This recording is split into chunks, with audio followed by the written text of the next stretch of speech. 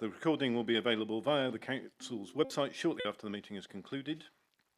Other attendees are permitted to film, photograph and record our public meeting, providing it does not disrupt the business of the meeting. If you do not wish to be filmed or photographed, please identify yourself so that anyone who intends to record the meeting can be made aware.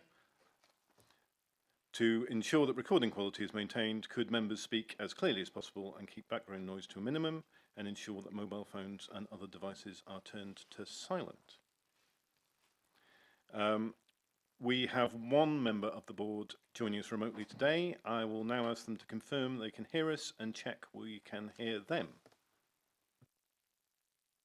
Yes, Chair, I can hear you and see you. Thank you. Any members of the board with voting rights who join the meeting remotely are not able to vote on any resolutions of the board, but may otherwise participate in the debate.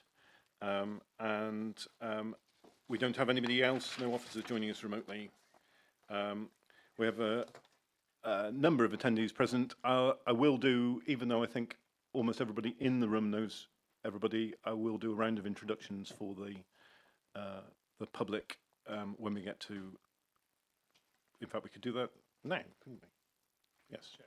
So we'll do a quick round of just ask everybody just to quickly introduce themselves for the live stream. I'll start with myself. I'm Ben Proctor. I'm the Councillor of College Ward and I'm Chair of the Scrutiny Management Board. Louis Stark, Vice Chair of the Scrutiny Management Board and Chair of the Environment Sustainability Scrutiny Committee. Councillor Pauline Crockett, Chair of Healthcare and Wellbeing Scrutiny Committee. Councillor Jenny Bartlett, Committee Member and Councillor for Leominster East. Councillor Tony Fagan and Chair of the Children and Young People Scrutiny Committee. Councillor Ed O'Driscoll, Ross on White East Ward, Chair of Connected Communities Scrutiny Committee.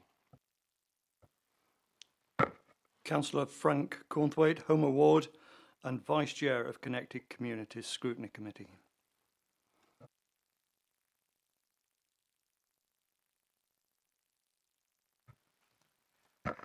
Richard Thomas, Wormside Ward. Simeon Cole.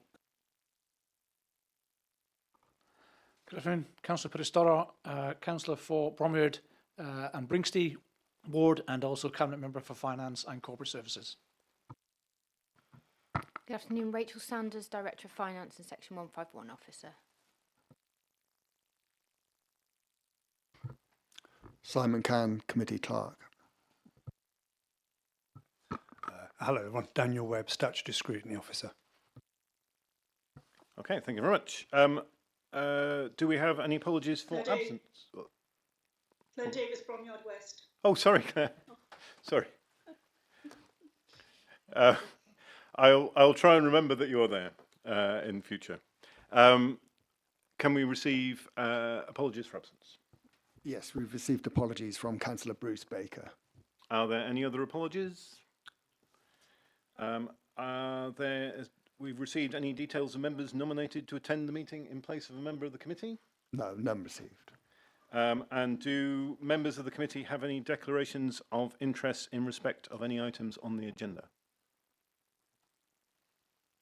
I do not have a declaration of interest, but I would draw members' attention to, in my statement of interests, I am nominated by the City Council to the Stronger Towns Board, and some of the capital projects that are in these papers receive money through the Stronger Towns Board, but since Herefordshire Council is the accountable body, I don't think it creates a conflict. It's just something you should be aware of.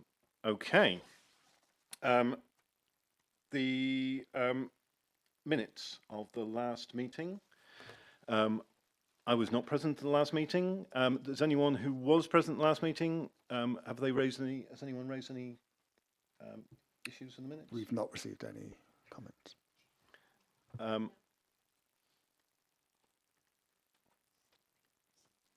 No, I've just been reminded that I was acting chair at that meeting and I've nothing to add to the minutes.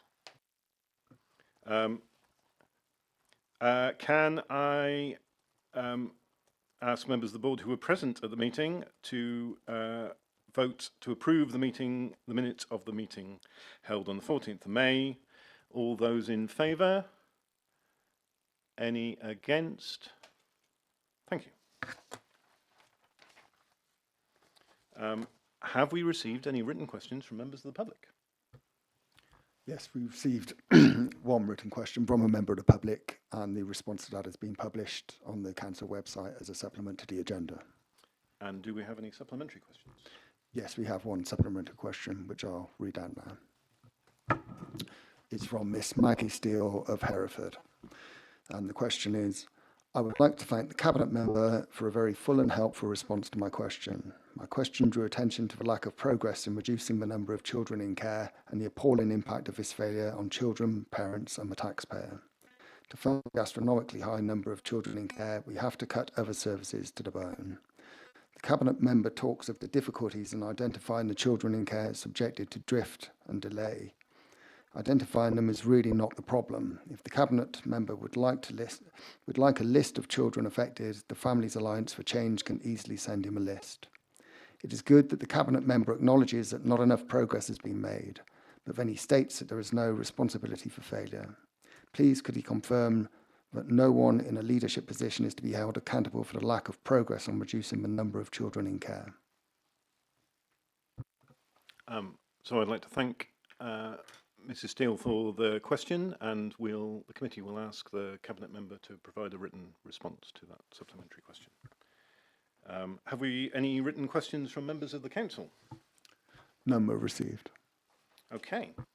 Then item 7 is a report on the financial outturn position for 23-24 for revenue and capital budgets, as reported to Cabinet at the meeting in May 2024, which is likely to take up the bulk of our meeting today. I'd like to thank Councillor Stoddart and Rachel Sanders for coming to discuss this with us. Would either of you like to sort of kick off by talking us through your thoughts? Certainly. Thank you, Chair. As always, it's a pleasure to be with Scrutiny Management Board, and as I say, from Cabinet's perspective, we encourage as much participation because we wish to do things in a transparent and open and collegiate method. So hence why I'm very pleased to be here today. I'd like to sort of cast my mind back to, I think it was the 16th of May, when we presented the Q4 report and set a little bit of context. So we were delivering the budget that had been set by the previous administration. The Q1 report that I presented in September last year gave us an initial overspend of £13.8 million. We therefore then had to work out a plan to get that reduced, which we subsequently did.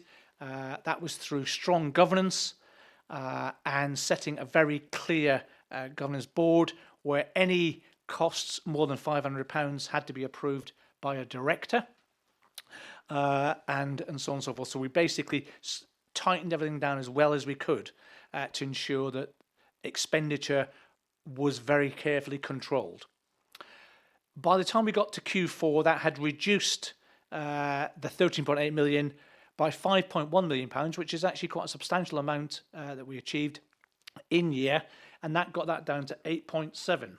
So we therefore then had an outstanding overspend of £8.7 million that we had to therefore find funds to pay for. I would also like to then draw your mind back to the February budget setting full council meeting at which Councillor Harvey proposed an amendment which led to £2.3 million of reserves being literally curtailed and used for children's services. That therefore meant that when we were sitting in the early part of April into May, looking at how are we going to fund the £8.7 million, that left us with a couple of challenges. You'd imagine that with our reserves of £73.2 million, it wouldn't be a problem, but it was. I'd also like to remind Scrutiny that over the period of the 4 years of the Green Independent Coalition, that those reserves had drawn down by nearly £40 million. So we were quite tightly controlled. And if I just find my figures, the reserves that we were looking at So £73.6 million. We had business rates risk of £13.077 million, but that was required to manage future financial risk. We had the waste disposal reserve of 8.612, but 5.3 million had been committed in 24-25 and left us with a balance of about 3.3 million as at the 31st of March. The school's balances were £10.1 million, and that was not available because that's held by schools. The Fast Assure clawback was just over £3 million, and again that was fully committed for the capital programme revisions based out of December 23. Additional pension costs were £4.078 million, and that reserve was required. Settlement monies were £2.686 million, and they were fully committed. That was because that's what funds the Lensman scheme at £250k per annum. We then had care market costs of £959,000. That was fully committed due to Councillor Harvey's budget amendment. The Whitecross School PFI of £1.8 million, again not required because it's used for the PFI. Technology enabled communities, 1.4 million. 0.7 million was committed in 24-25 through a cabinet decision. Financial resilience was 1.281 million, and again that was fully committed because that was part of the Councillor Harvey's budget amendment. Severe weather fund was £993,000, and that was effectively used for severe weather, so we couldn't touch that. Which left us with two areas: unused grants carried forward of 19.164 million, and of that, approved future use was 2.2 million for a revenue budget, 2 million for capital programme, and the balance also included 1.2 million of the UK SPF and 7.7 million pounds from Stronger Towns, and also the other reserves of less than a million of 6.224. So altogether that gave us 73.432 million, which we had available or to use. Therefore, we had a great deal of discussion at Cabinet in early part of May as to where we were going to go for, and the decisions that we took were as follows. We went to the application of the Public Health Reserve, and we took £0.6 million from there. And this reserve balance will be applied to eligible expenditure which meets required outcomes of public health grants. So we used that within that 8.7 million. Parts of that £600,000 were therefore used from public health to address public health issues in the overspend. We then looked at the utilisation of the waste reserve, and we took £1.5 million from there. And a review of the forecast transfers in and out the waste reserves over the MTFS period identified that we could use £1.5 million in 2023 to fund the overspend. But it was recommended that a minimum reserve balance of £2 million was maintained for future risk. And this was based on 10% of the £20 million total annual contract sum for the waste collection of £8 million and waste disposal of 12. So therefore, we retained that, which kept any surplus balance was built up over the MTFS would then offset additional contract pressures and resist to other things such as housing growth. The third one we looked at then was release of corporate provisions of 0.2 million, and that was a review of the corporate provisions required at March 24, and that they had reduced, so therefore we had 0.2 there. Now looking at the direct reserve balances, unused grants less than £1 million, we took £5.6 million from there because a review of the unused balance and other reserves has identified reserve balances with no future commitments or planned use. And we believe that this was a good example of strong financial housekeeping. And then lastly, the utilisation of the climate change reserve of £0.8 million. And this reserve was established in 2020-21 and eventually totalled £1.9 million. The January 2022 Herefordshire Citizens Climate Assembly identified 13 projects, including school travel plans, support, building retrofit, and decarbonisation plans. All of these projects were delivered by April/May of this year. And therefore they left a reserve balance as at the 31st of March of £1.2 million. And therefore we looked to draw down £0.8 million of that because there is no planned expenditure, and we used that, and the reserve, which was, as I say, was 0.4 million, was then to be left in a climate change reserve.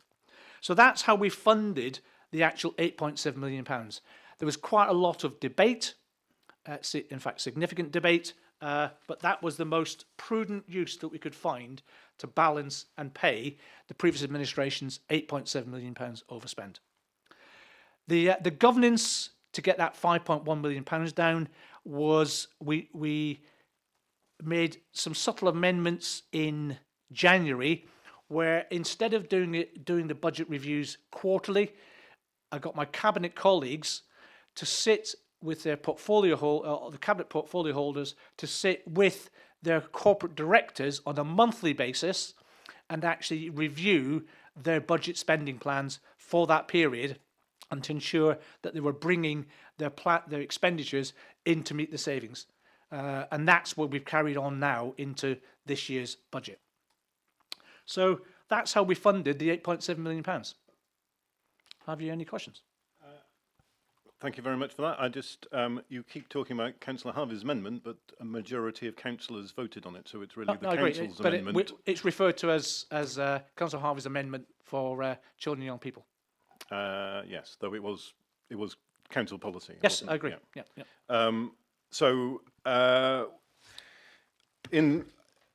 I'd like to have a fairly free-flowing discussion, but I think we will try and keep the discussion at any moment about in either revenue or capital or savings or reserves, or the implications and what the cabinet has learned. I was going to start off with revenue, but since you've gone in deep about reserves, if everyone's happy, we'll carry on talking about reserves a bit, and that is what Councillor O'Driscoll wants to. Thank you, Chair. So just for clarification, then the outturn variance Q4 was 8.7 million, as shown on page 22, and the unused grants carried forward on page 55 was also 8.7 million. So there's no coincidence there. We're saying that the 8.7 million was used out of unused grants to plug the shortfall in last year's accounts. You mentioned, you ran through a whole range of different grants that were effectively used to meet the shortfall. One of them was the UK SPF, or a part that was mentioned by Councillor Stoddart. The UK SPF reserve wasn't used to fund any overspend. So the overspend was from the Public Health Reserve, the Waste Reserve, the release of corporate provisions, some unused grant balances within the Directorate individual reserves, and the Climate Change Reserve. Okay, because I only picking up because you did mention the UK SPF in your notes. I wrote it down at the time. And I'm just keenly aware that a lot of these grants have very strict conditions about what they can and can't be used for. So was the UK SPF incorrect, Councillor Stoddart? No. Yeah, it's under the it's basically under our notes. So under the other reserves. So that's the 6.2, isn't it? Yeah. So Councillor Stoddart. Councillor Stoddart referred to the balance in the general list of reserves, which includes other reserves which are less than 1 million, of which he drew out the balance of the UK SPF and the Stronger Towns You can Fund. assure us that no money from the UK SPF was used to... I can absolutely assure you of that. Because and also, that would be clawed back. Yeah, and also in reference to those conditions, from an accounting perspective, where we haven't yet met the conditions of a grant award, they're not accounted for as reserves. They're accounted for as a creditor balance on the balance sheet, because at any point until we've satisfied the conditions, you're absolutely right, that we may have to return those to the funder. Okay, thank you. Thank you. So, Councillor, just where I was referring to, so under the unused grants, what I was trying to explain was the approved future use of those grants included 2.2 for a revenue budget, 2 million for capital programme balance, which includes 1.2 million of UK SPF and 7.7 million of Stronger Towns. So that's that money that we could not use because it's already committed.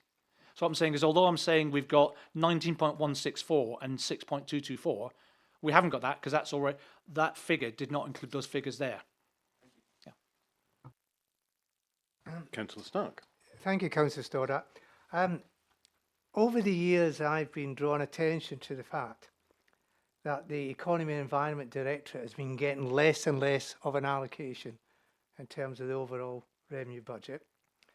It was 13.9% in terms of the 193.3 million total, which is shown in Table 1 of the report that was given to Cabinet. let me stay with that, because the problem is we're robbing Peter to pay Paul, but the trouble is we're robbing Peter, which is often E&E, to pay Paul, which is often the Children's and Young People's Directorate. And I'm very worried to hear that you've used, perhaps you didn't have a choice, Councillor Stoddart, but you've used unused grants. Were those unused grants in E&E's Directorate, or were they in Children's and Young Persons Directorate? Because if they weren't in Children's and Young Persons Directorate, again, we're taking money from the very area where our residents get their services from in the main on a daily basis. Sorry, Rachel, you want to come in? Yeah. So just to confirm, of those unused grant balances, there was a detailed review across all directorate unused grant balances, and some of these have had a historic build-up. So I can confirm that of those, the large, and we've got a detailed list that we can provide, but the bulk of those unused grants were in either corporate services or our central reserves. The balance that were taken from E&E reserves is equivalent to the amount that were taken from Children and Young People Directorate reserves. So there was a good consideration and a reasonableness and fairness in terms of recognising that the significant driver for the overspend was in the Children and Young People Directorate, and therefore it felt appropriate to make sure that they were maximising their contribution to that overspend. I mean, I hear what you say, but there's still an amount of money that was or could have been available to E&E that has been transferred to Children's and Young People. It's not a critical point. I'm trying to raise this warning that we can't keep going on like this. We have had an E&E Directorate that's used to be 16 or 17% in terms of its allocation revenue budget, now down to 13.9. I did ask for comparative figures with other authorities because I'm very worried that where those authorities have got into trouble, I think it's where they have lost sight of where the money needs to be spent in terms of service delivery. Now, I know those statutory services can't be avoided, and I quite accept that. So when there is overspends, we have to meet it in whatever way we can. But this is having a continual knock-on effect on the balance of the revenue budget. And I really would like to know, Councillor Stoddart, how you are trying to perhaps stem the tide here. That's my first question, then I'll come back to reserves after that. So I just remind all committee members that the budget that we balanced last year in May, was not our budget. It was the previous administration's budget. So I think you'll be pleasantly surprised when you see, as you know, the budget that we've now implementing this year. We have looked to ensure that the E&E are not adversely affected, because we have said all the way through that we are standing for growth, to grow Herefordshire, and therefore as part of that, the growth is primarily going to come from economy. And you'll see as we go into the Q1 report at the end of the month that hopefully you'll see that, as Rachel has alluded to, the balance is there. But certainly we're very aware of the impact on E&E. I regularly have a number of conversations outside with individuals who make it very clear to me that why is their council tax paying for social care? Because we're of the overall budget, £212 million, 65% of it goes on children and young people. I'm the one that has to then justify to some quite irate members of the public as to why am I paying for that when actually I want roads fixed and I want my bins collected. I don't want to pay for social care. So I have to try and remind them that actually that is a statutory requirement. It's not optional. We don't decide that we're going to do social care. It's optional. It's a requirement on us. And therefore, we have to explain to them that it provides care for those in need, be it young people or those older members of the public. And that one day, if they're not in need of that, then that's good for them. But we have a moral and fiduciary duty to provide that for them. So, but rest assured, we have not lost sight that, as you rightly say, Councillor Stark, E&E is the growth area, and that's what we're looking to build on. It could hardly be anything else after the last 5 years. Rachel wants to come in, and then I've got Councillor Thomas, and then Councillor Bartlett. Yeah, and just to note, I know we're keeping the revenue and capital budget questioning very separate, but in the Economy and Environment Directorate, it is probably one of the only directorates across the council where you have that huge input in terms of capital expenditure. So looking across to the capital programme, there has been significant investment in economic growth, in highways, etc. So that spend in the revenue budget for the E&E Directorate, I think, has got to be considered in the context of that capital programme as well. Councillor Thomas. Not wishing to defend anybody on this committee, but I don't know how many of you were privileged to listen to Radio 5 this morning. But the children's services in every county in this country is in one hell of a mess. And there are a lot of councils probably going to go into very, very serious financial. I agree we don't spend enough on environment, but it's always going to be the poor relation up against, as Councillor Stoddart said, we've got to get economic growth, because economic growth will pay for the environment and pay for everything else. Okay, Councillor Bartlett. Can I come back to my question? My computer keeps jumping pages and I can't find the line I'm looking for. Certainly, I have Councillor O'Driscoll, then Councillor Fagan, then Councillor Crockett. Who knew that reserves would generate this enthusiasm? Thank you, Chair. Rachel, you just said in passing there that you have a detailed list of all the grants that have been used. Can you provide us with that detailed list?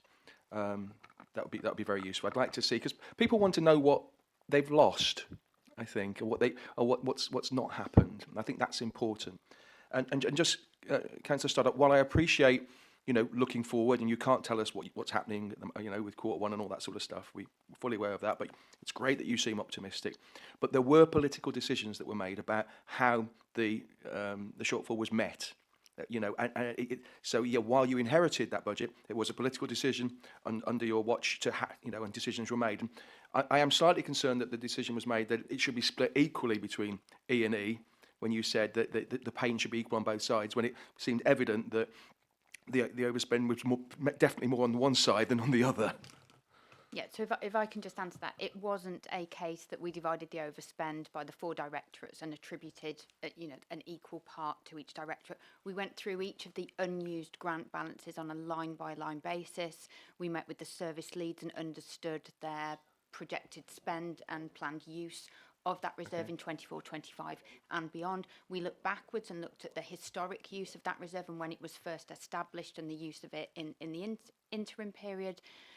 And that assessment across many different lines of these unused grants, that also in the context of a housekeeping exercise on these unused grant balance hadn't been done for a number of years, so it was an appropriate time to do that. So it was very much on a case-by-case basis with engagement with the service and corporate directors and relevant portfolio holders. If you could provide that list. Absolutely. If it's not too much trouble, with a really brief description of, what it would have been spent on that money otherwise, or why it wasn't spent. Yeah, there were no plans for the use of that reserve in the future, and we also confirmed, and many of these grants are subject to audit procedures, we also confirmed that there were no unmet conditions in respect. So it was 8.7 million we found down the back of the sofa then, basically. If I could...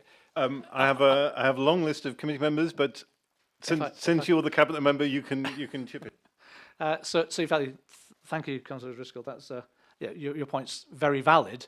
But what I can say is that, as you can imagine, when we were looking to make these savings, we had to therefore, as Rachel said, we had to comply with them. So, for example, the application of the Public Health Reserve of £0.6 million.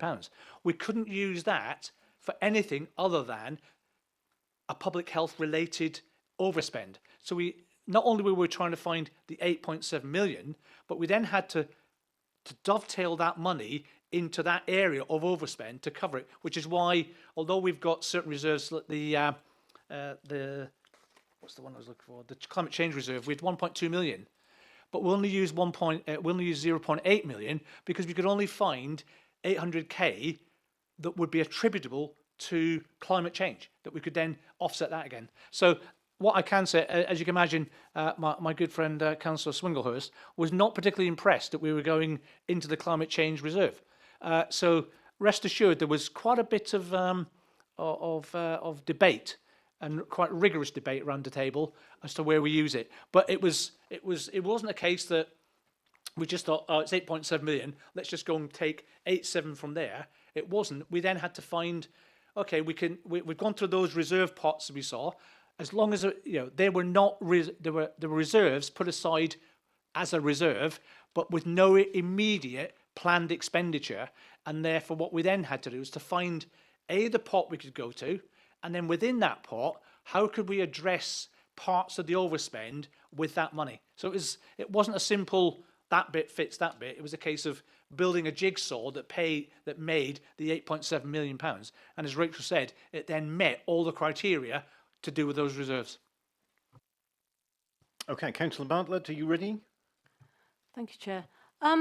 Yeah, I think this is backing up a bit when we were talking about the grants and what we were using them, or whether we were using them correctly. Well, there were two things I wanted to say, actually. Councillor Stoddart, you talk about the previous administration and whatever the budget shortfall was after Q1. Well, everybody knows there's not a clear position after Q1. You don't. So Section 151 often tells us that's not a real position. So a bit of obfuscation there, I think, for the public. But let's remember. It was passed by full council, which you weren't a member of at that particular time, as a balanced budget. So we started, that year started from exactly the same position that you're extolling the virtues of, that we will be in the next however many months at council, voting on whether we've got a balanced budget. So there's no difference there. So anyway, that's just by the by. What I was to talk about was the types of grants that I feel that aren't being particularly well supported. And so when I look at the home upgrade grant, these are monies that are coming to us that are just not being spent. We've got the CPUBU grant, which when I'm looking at the notes for the previous budget, we've got notes, contract needed to be re-procured for the home upgrade grant. Although it's fobbed off as, HC deliver more schemes than most of the other councils in the region. But talking about having to save money, but when we're given money, we're not doing a very good job of spending it. And these are monies that are sitting, that have come to us, and they're sitting in the Environment and Sustainability Delivery Board, but they're not, and I'm looking at page 36 here. This is very important, but can we park this and come back to it when we talk about capital? Right.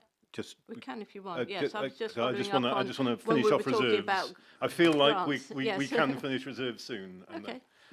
But I'm not. We should definitely come back to that for sure. That's Councillor Fagan. Thank you. I think also like Councillor Driscoll, I'd like some clarification about those grants and sort of where that funding comes from, because it's a bit unclear for me.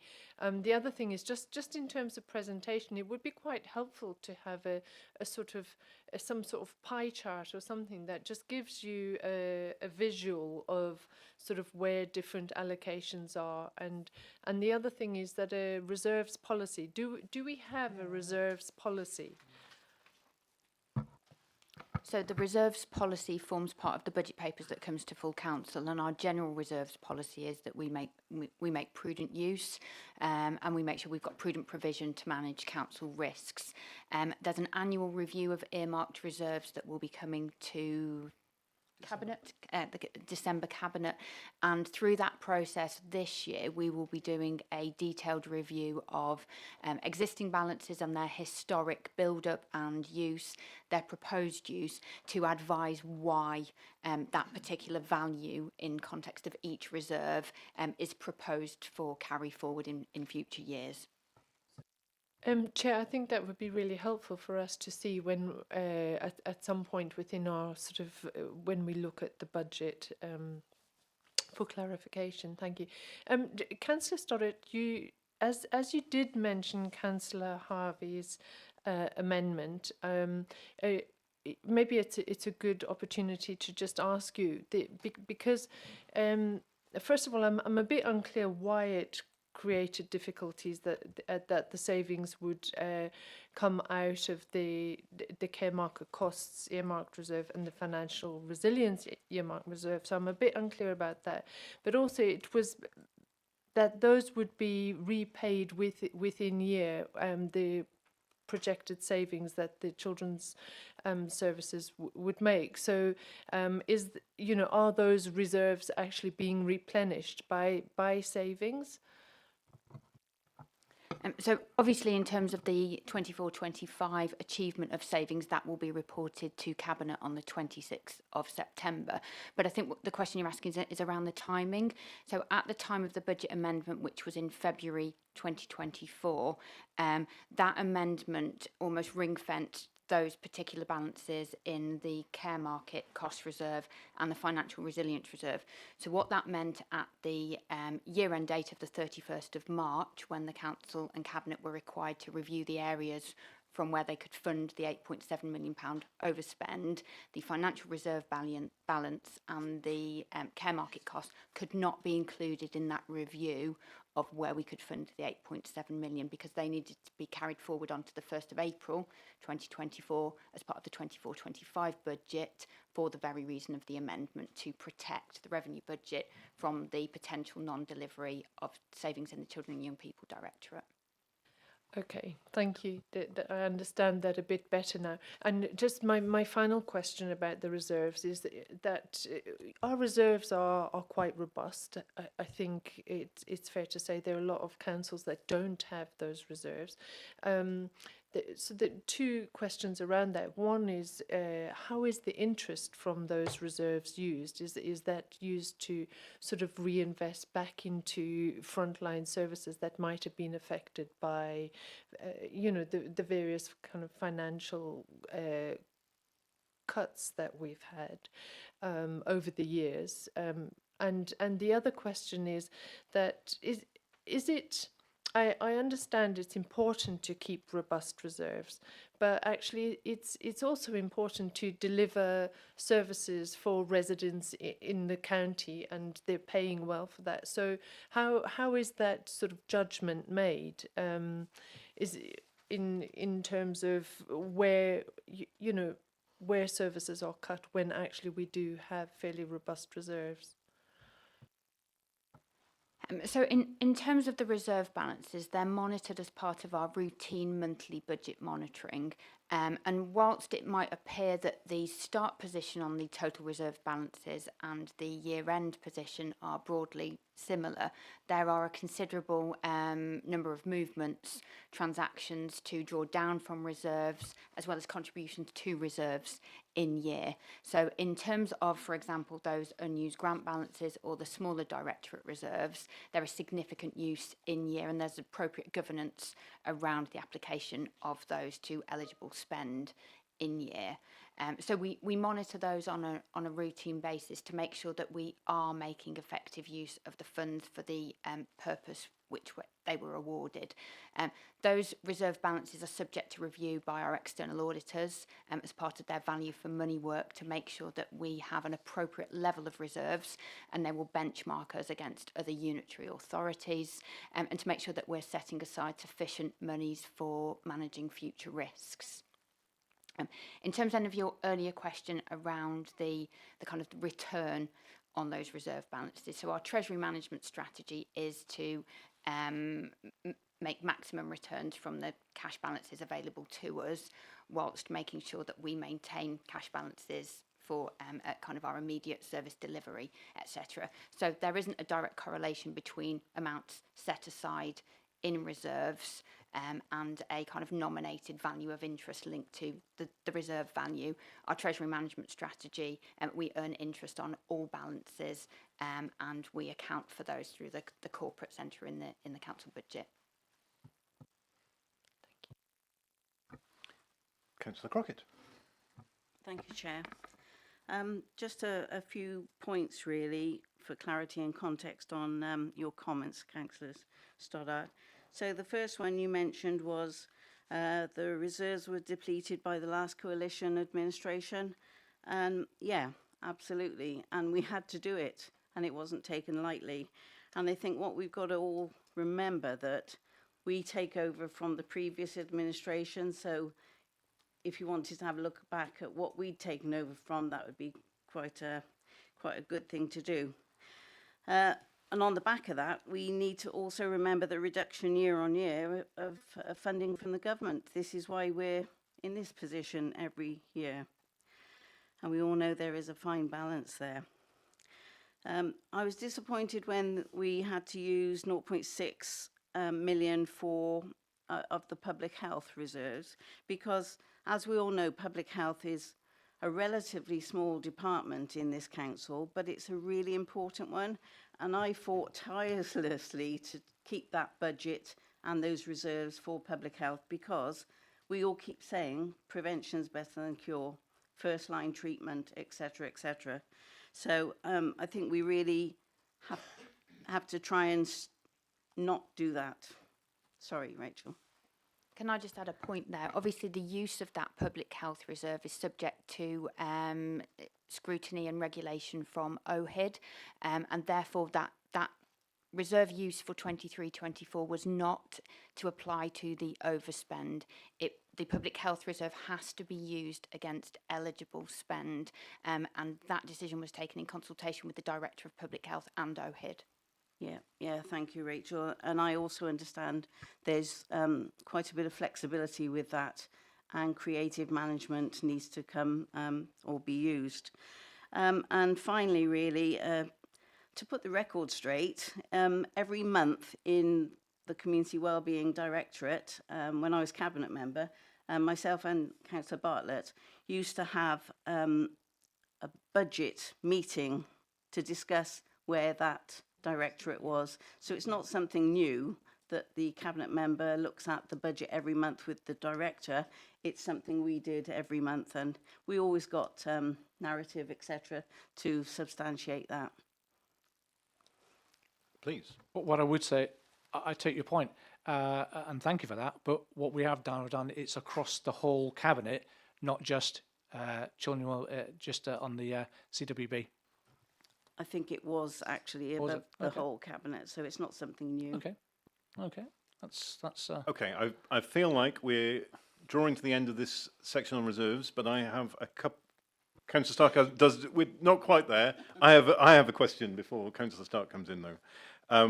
So what you've described sounds like kind of it was quite hard work to find the £8.7 million of overspend out of reserves, and over the past few years that was not an unprecedented level of overspend at the end of year. How is this informing your thinking about the level of reserves that you need to be creating for future years? Thank you. So actually, to address Councillor Crockett's comments, so the reserves, when the previous administration came in 2019, there's a financial resilience reserve of £10 million. And literally, there was 27.2 weeks of expenditures to be covered, whereas what we picked up at the end of in May last year was that £10 million had reduced to 1.2 million.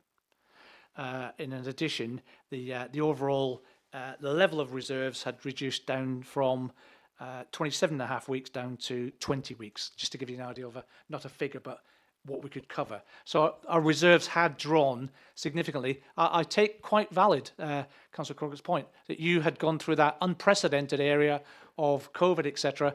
But the reality was that the reserves, which previously had been £112 million, were now down to 73.2.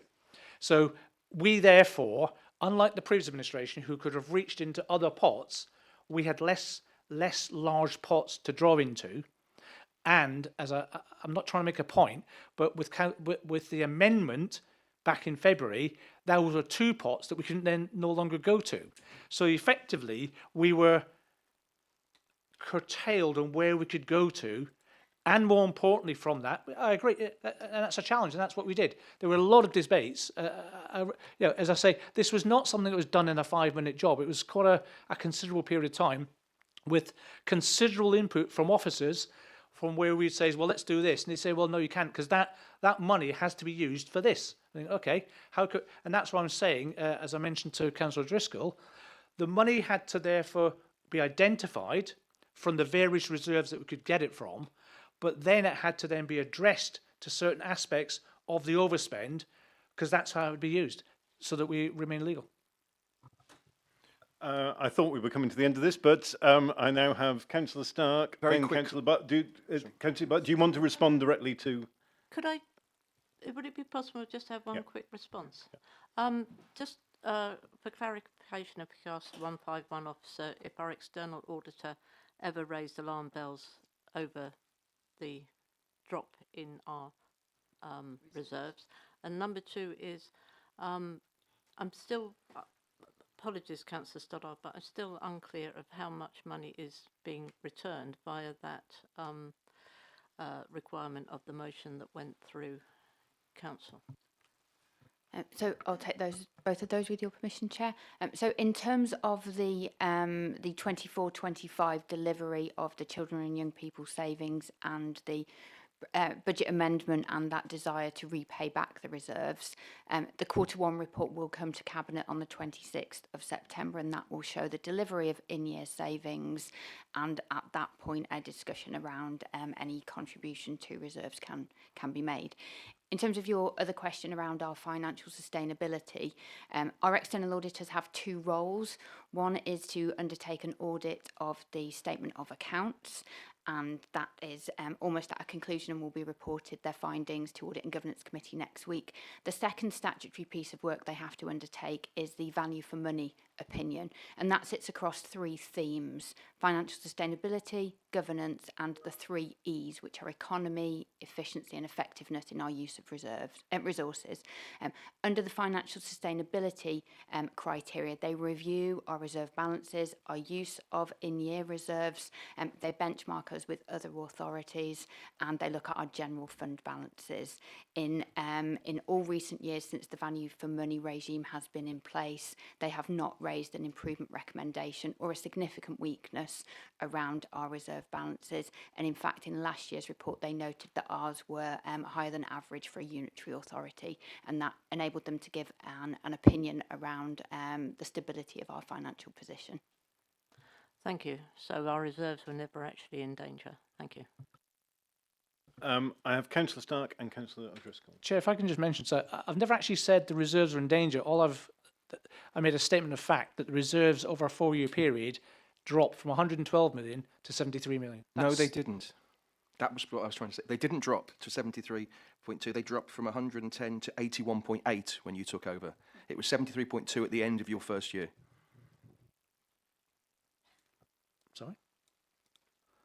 The reserves, as of the reserves at the 1st to the 4th 23, when the Conservative administration took over, were 81.8 million, and the reserves and the 31st to the 3rd 24 were then 73.2. Yeah. Point taken. Yeah. It's just it's just a matter of public record. I think it's important that people are aware that it wasn't quite the drop that you said. Point taken. Okay, Councillor Stark will have the last say on this, and then we'll try and Yes. bring this bit to a close. Chair, having heard a debate on reserves, I think I can stand by the draft recommendation that I put before you for the executive to review the policy, the structure and the use of the reserves going forward. So we will be looking hopefully at that as a committee, and I think we've tested that to destruction, and I think it still stands. So that's my final say on reserves. Okay, so thank you very much for that bit. I think we may be looking at a recommendation that this is clearly an area that the Cabinet should be looking at closely as it comes to set its. You may be planning to do that anyway. Which, Chair, we are. That's exactly what we said, that we will be conducting as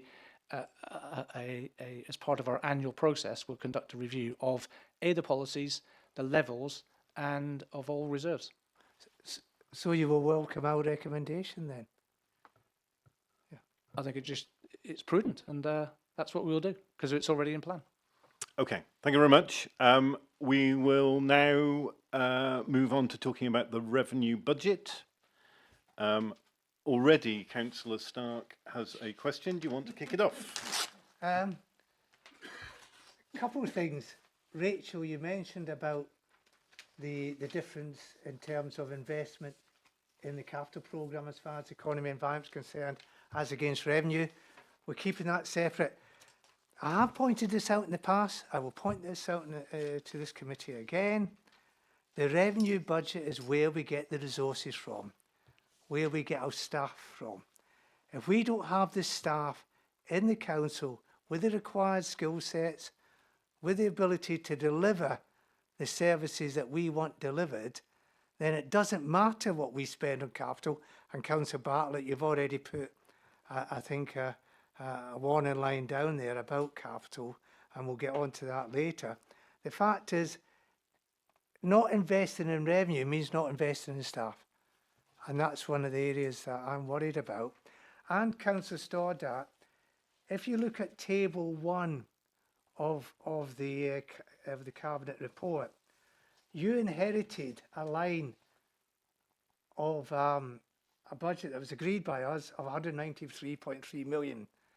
By the end of your first year, that has overshot to 202.2 million. Now, I accept some of those issues, because that was the outturn, Councillor Stoddart, in your first year that you managed. Now, I accept some of that may have been already in train when you took over, but there's no doubt that in your first year of managing this budget, the budget is overshot by 19 million. Or was it 9 million? 9 million, I think it is. 9 million? 9 million, sorry, not 19, 9, sorry. My point still remains that during your first year, the allocation to E&E has come under pressure. You've taken decisions on the reserves, which has also denuded grants that were there for E&E. We're also seeing less investment in staff in E&E. That's my worry as well. And my question to you, Councillor Stoddart, is what are your plans moving forward? Not just talking about growth, which is capital. What is your plans moving forward to make sure we've got the right staff in E&E to deliver the programme that the council has agreed?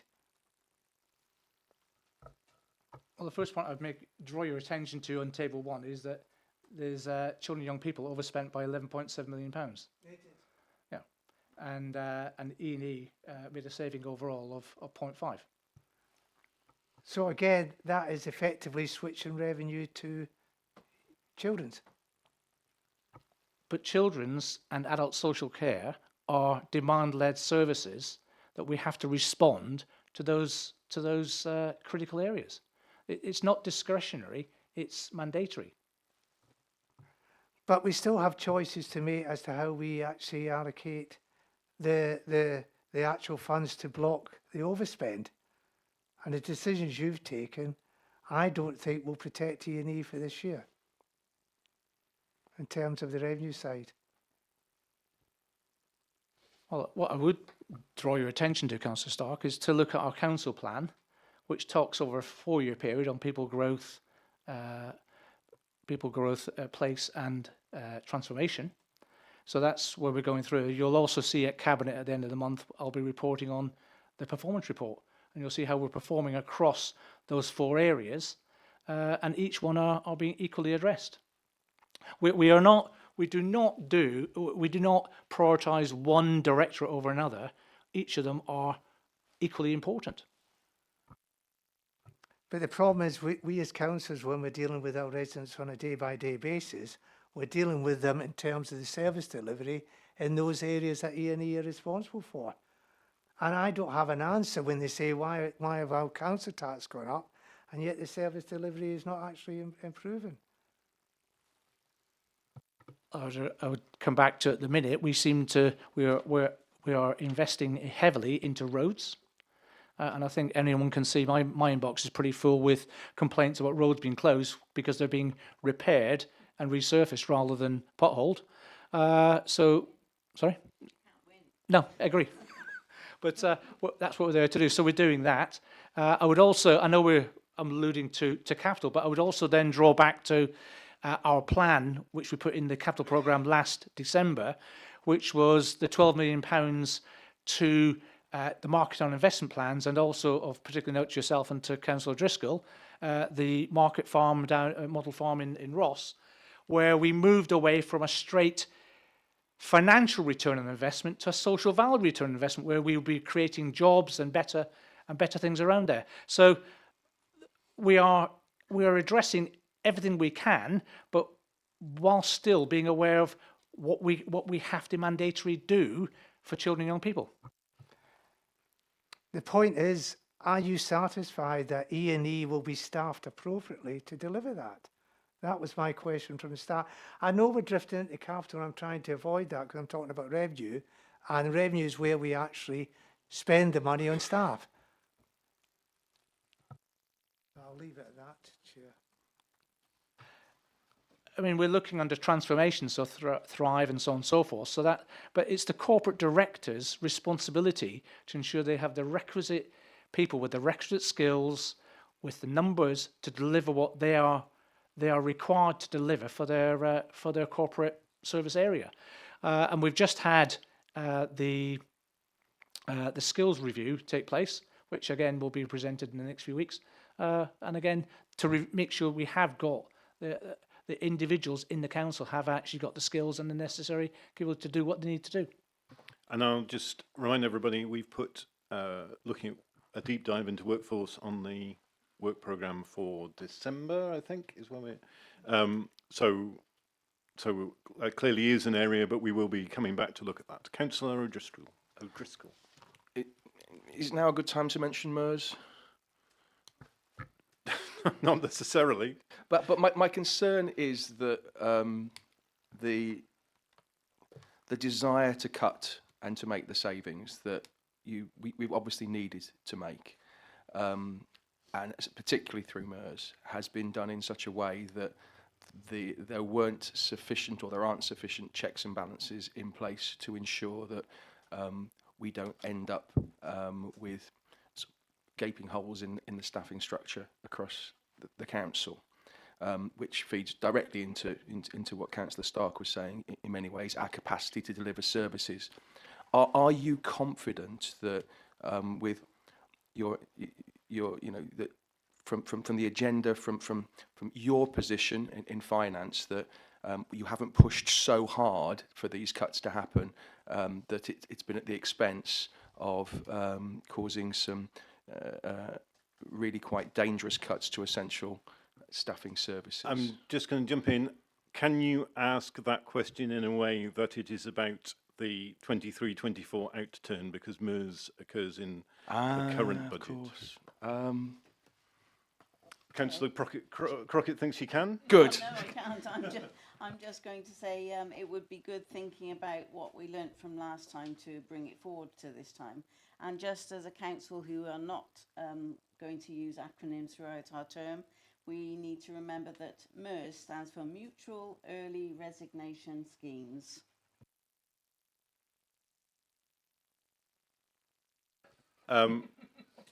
Is there anything you wish to respond to? I'll keep my powder dry. I'll keep my powder dry. It's a challenge because obviously it's very much within the current and future budget, so I'd prefer not to. Councillor Fagan.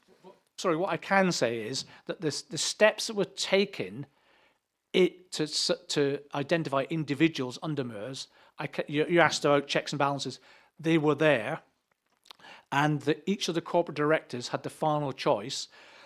We as Cabinet made it very clear that frontline services must not be affected, and individuals that we identified as key and critical posts or individuals were therefore not able to actually apply. So the checks and balances were most definitely there. Councillor Fagan.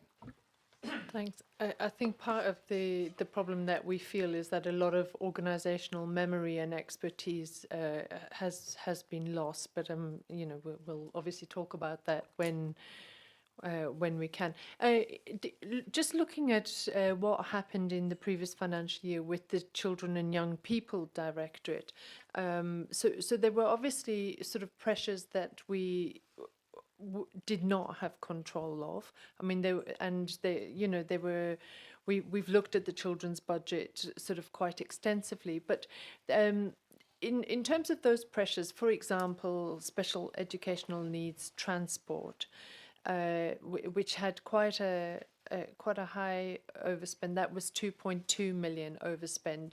How was that addressed going forward? And it's very difficult if you're not able to talk about this current financial year, but actually it's obviously there's the two are interlinked. But I'm just wondering how pressures like that, external costs, were addressed. Yep, through you, Chair. You're absolutely right. We as part of the budget setting for 24-25, and this committee engaged in a really valuable way through the Children and Young People Task and Finish group. And one of the challenges that you posed was, how is the 24-25 budget realistic? Is it sufficient to deliver children and young people services in the county next year? And I think we did a lot of work in presenting that position back through this committee to outline, here are the cost pressures in 23-24, here's how we expect those to change in 24-25. And we built in additional funding in 24-25 to ensure that the budget was appropriate and sufficient. Our external auditors, as part of their value for money work, test the robustness and the realism of the 24-25 budget, and that includes sample testing 75% of the saving schemes that were proposed. In addition to that, they've also done a deep dive of children's finances and the robustness of that budget to deliver services in year, and they have not identified any improvement recommendations. When the Q1 report is published next Wednesday ahead of Cabinet on the 26th, you'll see the in-year performance against that realistic budget in the Children and Young People Directorate, and you'll be able to see in detail the reasons for any variance above 250k against that approved budget. That, you know, at presentation at full council, we had already understood those pressures and the detail, and confirmed that it was sufficient, and that has since been reviewed and tested by our external auditors. Thank you, Chair. It feels like this meeting is a week or two too early, actually, because it would be, you know, sort of more valuable actually to be able to look at this in terms of in relation to the Q1 output. Yeah, I understand. I think for a lot of people, and obviously this is a national problem, coming back to the situation with children's, is that and the external costs, is that those are largely out of our control. And, you know, who's to say that wouldn't continue in the next financial year as the cost of transport sort of escalates, the cost of placements. I mean, there was there was another big overspend in terms of additional needs. You know, that was huge. So I think that and do we just keep throwing money at it, or do we come up with innovative ways in which, for example, transport, do we look at how we optimize routes? I mean, and I realize the Children's Scrutiny Committee is going to be looking at special educational needs transport, but it is these sorts of things. Do we have to come up with creative ideas as well as all the improvement work? And so I can see, Rachel, you're going to answer that, but just in terms of total improvement, which was, there was an underspend of 2,743.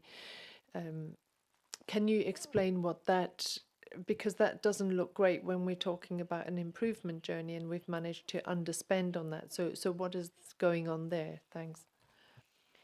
If I pick up your last point first, because it's freshest. So in the Appendix A outturn, which shows that detail that you're referring to, there's an asterisk, if you note next to that 2743, and it's a presentation point, and we'll take that away, and we'll improve on the way that this appendix is presented in future iterations. But at the time of the budget setting, an allocation was put under that budget line, and those areas, as they were spent, were allocated across different areas. So it's not a true kind of underspend in that context. But just to point out, in terms of that overall overspend last year in the Children and Young People Directorate, a significant proportion of that related to the non-delivery of savings. So of that 11.7 million, there were some in-year pressures around demand, SEN transport, additional needs, etc. But 4.5 of that was the non-delivery of savings. In terms of how have we built that into the 24-25 budget, we can't forget the Children's 3-year financial plan, which targets some of those very areas of overspend, agency staff, additional demand, etc. And there are some targeted savings in year to reduce those cost pressures in year 1, 2 and 3 to ensure that that budget is reduced. So to address that as well, you've got the Children's Improvement Plan, as Rachel alluded to, the 3 years. That's the one that we've put in an additional £11 million in. That's upfront spending that over the 3 years they will draw down on that, and at the end of the 3 years, so by the time of the next election, we will then have children and young people working within their normal budget.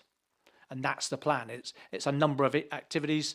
It's activities on looking at how we procure services. It's looking at how we have our staff and other actions. But it's a full cultural change across. And we've got full buy-in from Tina and her team. Chair, if I can just say, and that, that sounds great, but the difficulty is that it's the unknowns, we're not anticipating, and also the fact actually that there are again these external costs. So for example, the provision of care services for children, and the market just seems to get more and more and more expensive. So is there anything, have we contributed towards any action that other councils are taking to lobby the government to stop that profiteering? So what we do is we work with other neighbourhood councils as to see, so for Gloucester, what are you paying, what are Worcester paying for high needs and so on and so forth, so we can try and get a balance. We're also working with our commissioning and commercial officers who are very good commercial and commissioning officers, but they need to be more commercially savvy in that, rather than that's the cost. We need to engage in more of a debate with providers. So we've worked and trying to enhance their skills and abilities. And yes, we're constantly going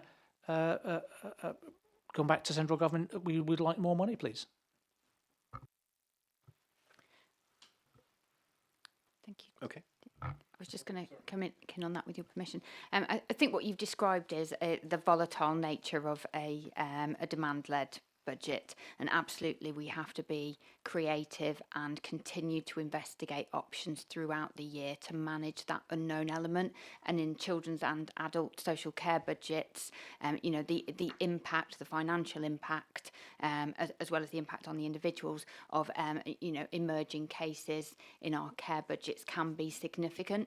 As we've seen, I think it would be really valuable, perhaps for the corporate director and Cabinet Member for Children's to come and talk to you about some of the initiatives that they have in place, some of the ways in which they're challenging existing spend, etc., to generate those kind of long-term efficiencies in the way that we deliver services. And as part of our review of reserves, that's what we're looking to is we'll define what should be in there. So the contingencies that you mentioned to Councillor Fagan, if something, it's demand-led. So if suddenly a family of 4 we have to take into care or do something with in December, we planned as much as we can, but we have to therefore have a contingency plan for that, and that's one of the things we're looking for with our reserves. I have a couple of councillors waiting. So Councillor O'Driscoll had the air of someone who wanted to respond quickly to what was said. That's just my natural demeanour. If it's not, I'll go. Well, to the, it was a question around the central savings. We'll carry on with my list then. Councillor Bartlett. Thank you. And yeah, so going back to, I suppose, about staffing really, we're talking about inherited costs. But when I start looking at the revenue budgets for corporate services and central areas, these overspends are all seem to be in staffing. So I'm looking at page 29 at the moment. So we've got the Public Relations Office. We've got, the corporate support, the Chief Executive's Office, and we've got the Transformation, PMO and Performance. I know we're going to be looking at the Project Management Office on our work programme at some point. And also on Thrive. So a lot of this moving towards transformation, moving towards new ways of working, moving towards the way that we market ourselves. An awful lot of this has been the changes that this administration is starting to come up with, which then culminated in a lot of them in MERS. And so when I look at the idea that we, as Councillor Stark said, we're not investing in people that are managing the frontline services as our residents would see them as bins and what have you. But we are spending a lot in areas where I suppose the public don't really see any value in terms of staffing and agency cost pressures. So that's, in corporate services alone, that's £1 million. And so I guess my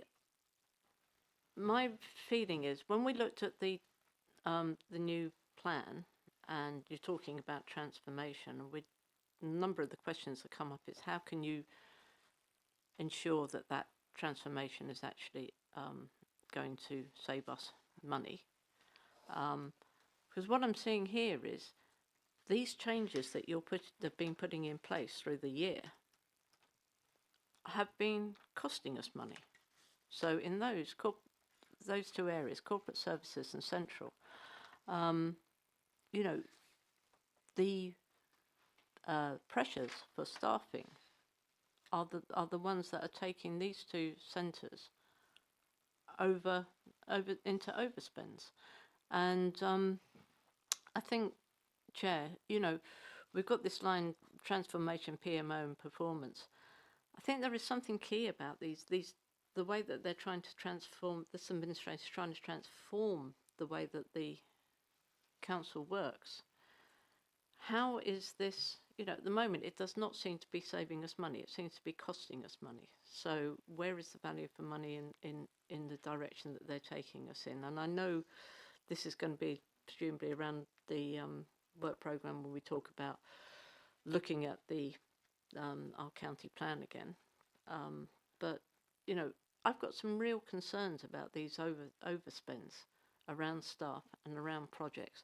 And to be honest, it's offset by 0.3 million in the special projects budget. I have no idea what the special projects budget is in the first place. So clarity on that would be quite useful. Thank you.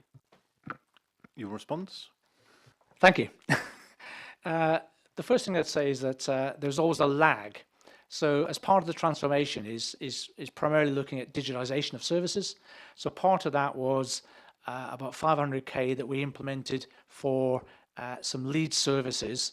I'm trying to remember, there was 3 areas. It was so basically when you ring into the council, rather than getting a voice, press 1, press 2, press 3, we put in place an AI activated voice system. So you could say, even with a very strong Herefordshire accent or my Scottish or Councillor Stark's Scottish accent, it would be picked up that you want to speak to someone. And we went into 3 areas. I think it was waste, bin collection and something else, and council tax payment, I think it was. So we built that in place, but that was the initial stages of our full transformation program. But again, Excuse me, but we don't pay AI a staffing wage cost. So how no, it's can got to be AI designed be and built. It's got to be designed and built and implemented, and they come with costs. Right, okay. So, but all of our, so our capital budgets in that field all seem to come in under budget or on target for all of our IT and everything like that. But you're saying that we had to, we hadn't accounted for how many people we would actually have to employ in order to make some savings further down the line. Is that what you're telling me? Yeah, so basically it's spending to accumulate. It's spending to then accumulate the savings later on down the line. So that's a change to the budget that's a change that you put in through the year to the budget that we're looking at. I think the it's actually, outturn it of. was already in place when we came in last May. A lot of what was there, we were taking forward and progressing. So your administration had those bits in place. We may have enhanced or done some subtle changes to, but we actually were really running with your plans. Please. So just to say, across each of the lines that you see here, what sits underneath those simplified budget lines, because of the number and the volume of transactions that the council manages throughout the year, there are a number of different lines that sit underneath this. So these are the headlines, but within each budget line there will be a number, sometimes hundreds of cost centres that sit underneath that. And just to draw out that, you know, budget management across an organisation this size inevitably means that each cost centre will be under or over a little bit, and that's part of the budget management process throughout the year. In terms specifically of the PMO office, there was an overspend last year which we managed, as we manage all overspends, by trying to underspend in different areas and mitigate those cost pressures as they emerge throughout the year. There is a detailed review underway of the PMO, and I think that will be brought in terms of understanding its direction and the way that it enables the council to deliver its projects. And I understand that that's on the work programme for the next meeting, I think. Yeah. I do have a list of councillors, but I'm going to use my prerogative to jump in and just kind of extend this discussion a little bit. So if we take you back to that May after you got appointed to the cabinet and you told that you're predicting a big overspend and you've got to manage that down, how does the cabinet go about assessing the impact of the different savings options that it has in front of it? Because I think that sort of goes to some of that, because there's whatever, especially when you're trying to do in-year savings, you don't have the luxury of kind of having planned it, and but any lever that you pull will have impacts on different people in the county, will have impacts on different areas of the budget. So how does the cabinet consider those issues? So, yeah, take myself back to May last year. So I seem to recall that we didn't actually get the full figure, because obviously we don't normally see the Q1 report until July-ish. So it was really only until July did the realisation of the severity of our situation became very apparent to us. So it was primarily in the lead up to the Q1 report of last year, where it was, and I think it was Councillor Driscoll mentioned, originally it was it's a 3 months full figures, 9 months of projected figures. So it was an estimate, but it was £13.8 million. That's what we were originally working with Q1 last year. So it's a case of we're thinking, well, how are we going to fund that? So we then sat and made some ideas as how can we get this down to zero? That was always the plan. We didn't achieve it. We got it to 8.7. But then looking at within each of the directorates, how can you draw down? And therefore, that's when we then looked at the savings plans and actually then started to implement as best we could. Rachel. So at the point where an overspend is identified, obviously the finance team work very closely with the corporate directors and the service leads to ensure that we understand the impact and the drivers for that overspend. And we do that to ensure that we can mitigate and reduce that overspend over the remainder of the year, which we have forecast. What we did differently last year was we introduced some additional expenditure controls very early in the year, and you'll see the impact of those. Now, a number of other councils have already done this. Some councils are starting to do it in the current year. But those expenditure controls consisted of weekly directorate control panels. So a weekly directorate meeting with engagement from finance and corporate directors to review all spend above £500. And I have got that figure right, because whenever I use that figure, people say, do you really mean £500? I really do. So a request would have been made from somebody wishing to spend £500 or more with justification for that spend. And we asked them 3 questions at the point that they were submitting this spend. Do you have to spend it now? Do you have to spend it at all? And could you deliver the same thing by spending less? And that prompted a real change in the culture of the organisation in terms of treating council funds as they would their own income and expenditure, and that improved the financial position over the course of the remainder of the year, reducing that overspend from its peak at 13.8 down to the resulting 8.7 million. Now, moving forward into 24-25, we know those controls were effective. Our external auditors have highlighted the impact and the the prudence and the good financial management that put in place. We've continued those robust expenditure controls in year, reviewing all requests to recruit, etc., to ensure that there's a very timely review of spend commitments, etc.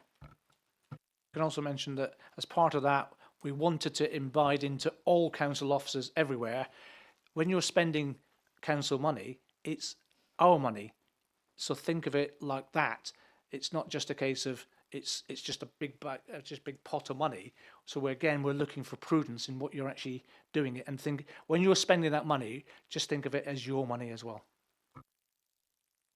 Okay, I've got Councillor Stark, then Councillor O'Driscoll, and then Councillor Fagan.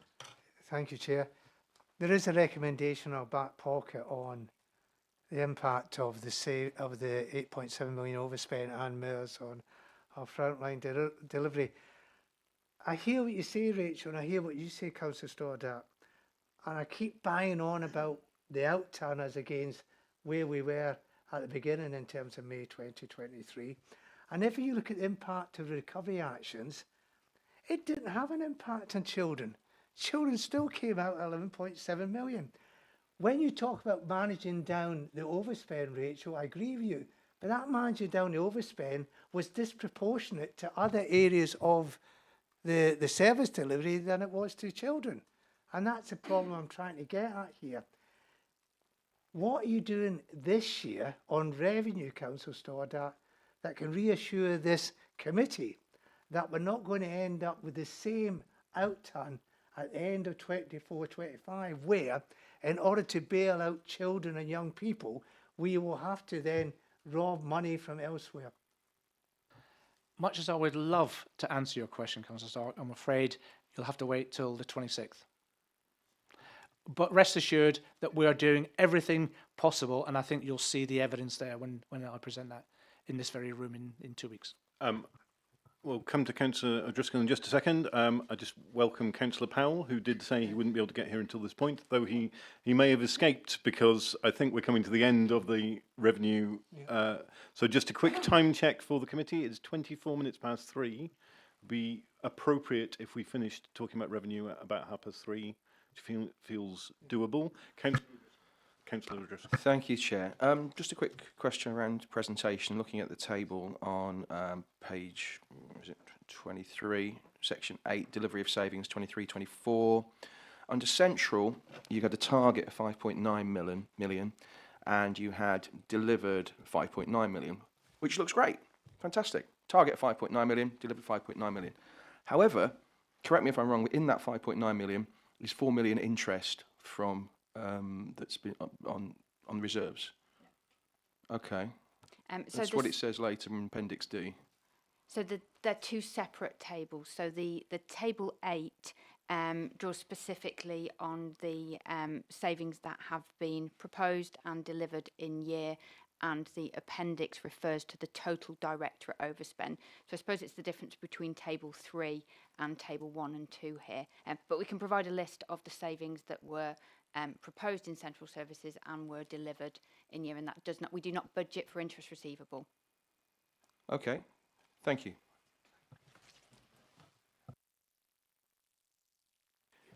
Councillor Fagan.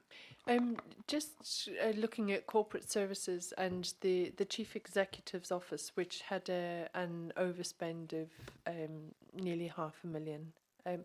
It doesn't look good on the table as it is, and possibly that's explainable. But you know, if we're talking about sort of overspends, and then the chief exec's office is overspending. That does, as I said, it doesn't look good. It may be explainable, but what are we doing to make sure that those sorts of overspends, perhaps you've answered this question already, Rachel, don't happen, and does that go to the very top of the sort of management of the council? Yeah, just to provide assurance that the expenditure control measures that are in place are across all directorates. The challenge applied to each directorate to spend within budget is absolutely the same across all areas. And where we have identified overspends in the prior financial year, obviously they form part of our risk management and financial management in the current year.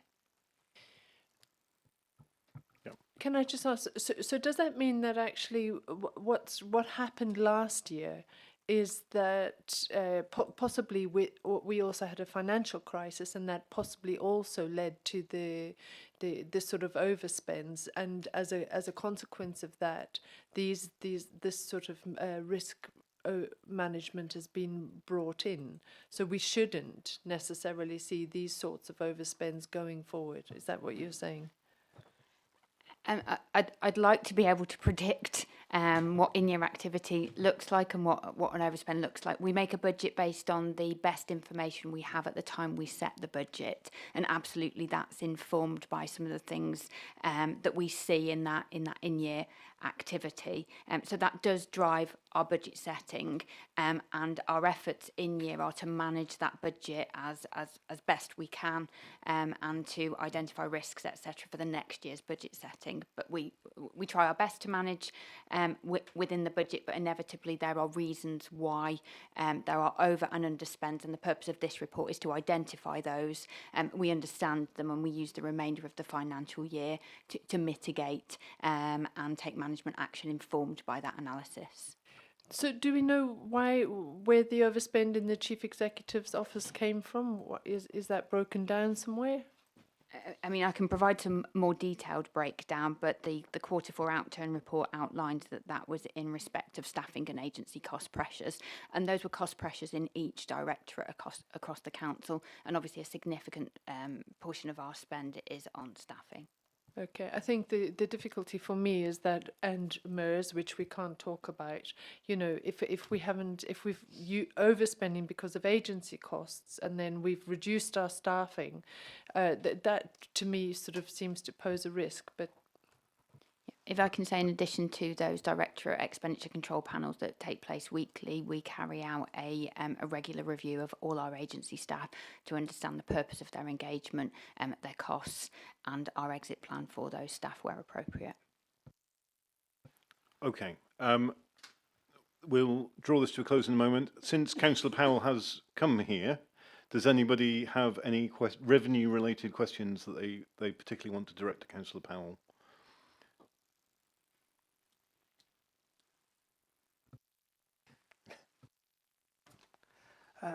Councillor Powell, we saw a massive overspend last year of 11.7 million, and the committee has been concerned about the impact on the rest of the council of that.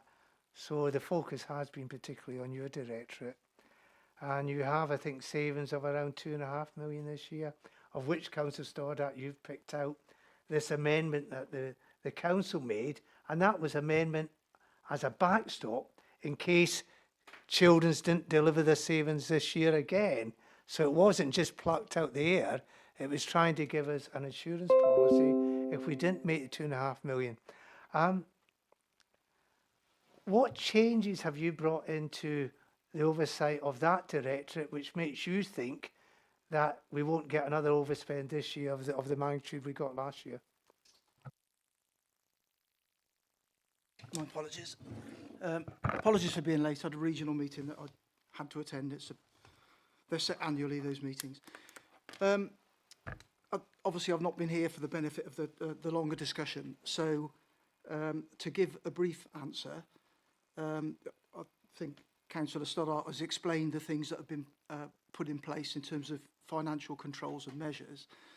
And we've complemented and supplemented that in children's services by making sure that the leadership and management team take as seriously financial management as all other performance-related matters across the department. You will all recall, I'm sure, the debate on children's services in the budget at the start of the year, and indeed the tabled amendment. I think you will recall that I spoke in favour of the budget. I was grateful to councillor colleagues for supporting the budget as proposed. And I spoke against the amendment, if you recall, because I was confident in the budget setting process and the involvement of both finance and children's services senior leadership team, that I felt that budget was realistic. So I continue to have those discussions, and as Councillor Stoddart has indicated, some of the detail of that will be made apparent and open for discussion on the meeting of the 26th of September. Okay, thank you. So in terms of discussion of the revenue outturn, I might be wrong, I haven't yet heard a kind of specific recommendation. I do think that I get a general sense from this committee that we have heard that the Cabinet is taking the risk of further overspending seriously, and you put in place some mechanisms to try and mitigate that risk, and we will be interested in seeing how that is playing out. And I think you've heard quite a lot about how, in particular, big overspends in one area have impacts on other parts of the council, and that's a real issue. But unless anyone, I don't know if anyone sent any recommendations, you've got a recommendation? Well, I've got one. Okay. I've got one that I gave you earlier, which I would like to at least put to the committee, if you don't mind. Thanks. Okay, in that case, now might be a good time to have a genuinely 5-minute comfort break. Oh, Councillor Powell. My apologies. I just wanted to flag one thing, which is a national issue and therefore is to a degree out of our control, or I'm in the process of writing to the department about it. So obviously Children's Services is a demand-led service. We have seen significant increases in the cost of residential placements over recent years. The previous government commissioned a report, independent report into social care, that was authored by somebody who is now a standing Labour MP. And he made particular recommendations to government about exercising some control over the market. Now, there are occasions, of course there are, when it is the right decision to keep a child safe, to place them in a residential placement. But there is an opportunity for me, which I'm taking, to write to central government to reflect back on the recommendations that were made in that independent review, recognising that individual is now a standing MP, to say, is this current government going to tackle this issue of the increasing cost of residential placements, because they are really substantial. I stand to be corrected, and I will check the information, but I think our highest cost placement in Herefordshire is currently in the region of £12,000 a week. So it is really substantial, and that is something central government can tackle, but we can try and influence. Apologies, I should have added that in. Okay, thank you very much. So it is 25 to 4 by my clock. So at 20 to 4, we will regroup. So we'll have a 5-minute break. Can you stop the video?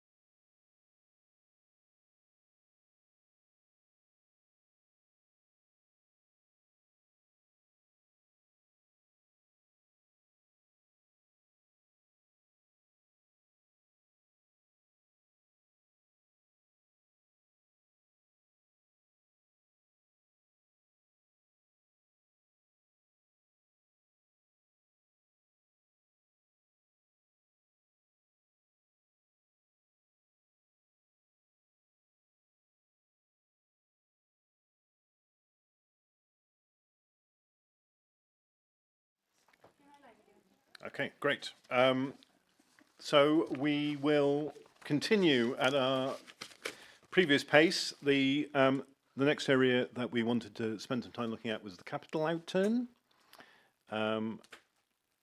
I know, Councillor Bartlett, I cut you off asking questions about capital, so if you're all right with this, I'll ask you to carry on with your much delayed question. Thank you, Chair. And yes, thank you for the apology for cutting me off in my prime. I think what I wanted to bring up was the fact that, and I'd have talked about it on the back of something that Councillor Driscoll had been talking about, you know, the grant money. When I look at where we were on the outrun Appendix C, Table A, it strikes me that an awful lot of these capital projects that we've under-delivered on are around things like the empty property investment and the private sector housing improvements, on the fly tipping intervention, CPUBU, which is, I can never remember what CPUBU stands for, but it's around the fitting of things like solar panels on public buildings, and the home upgrade grant.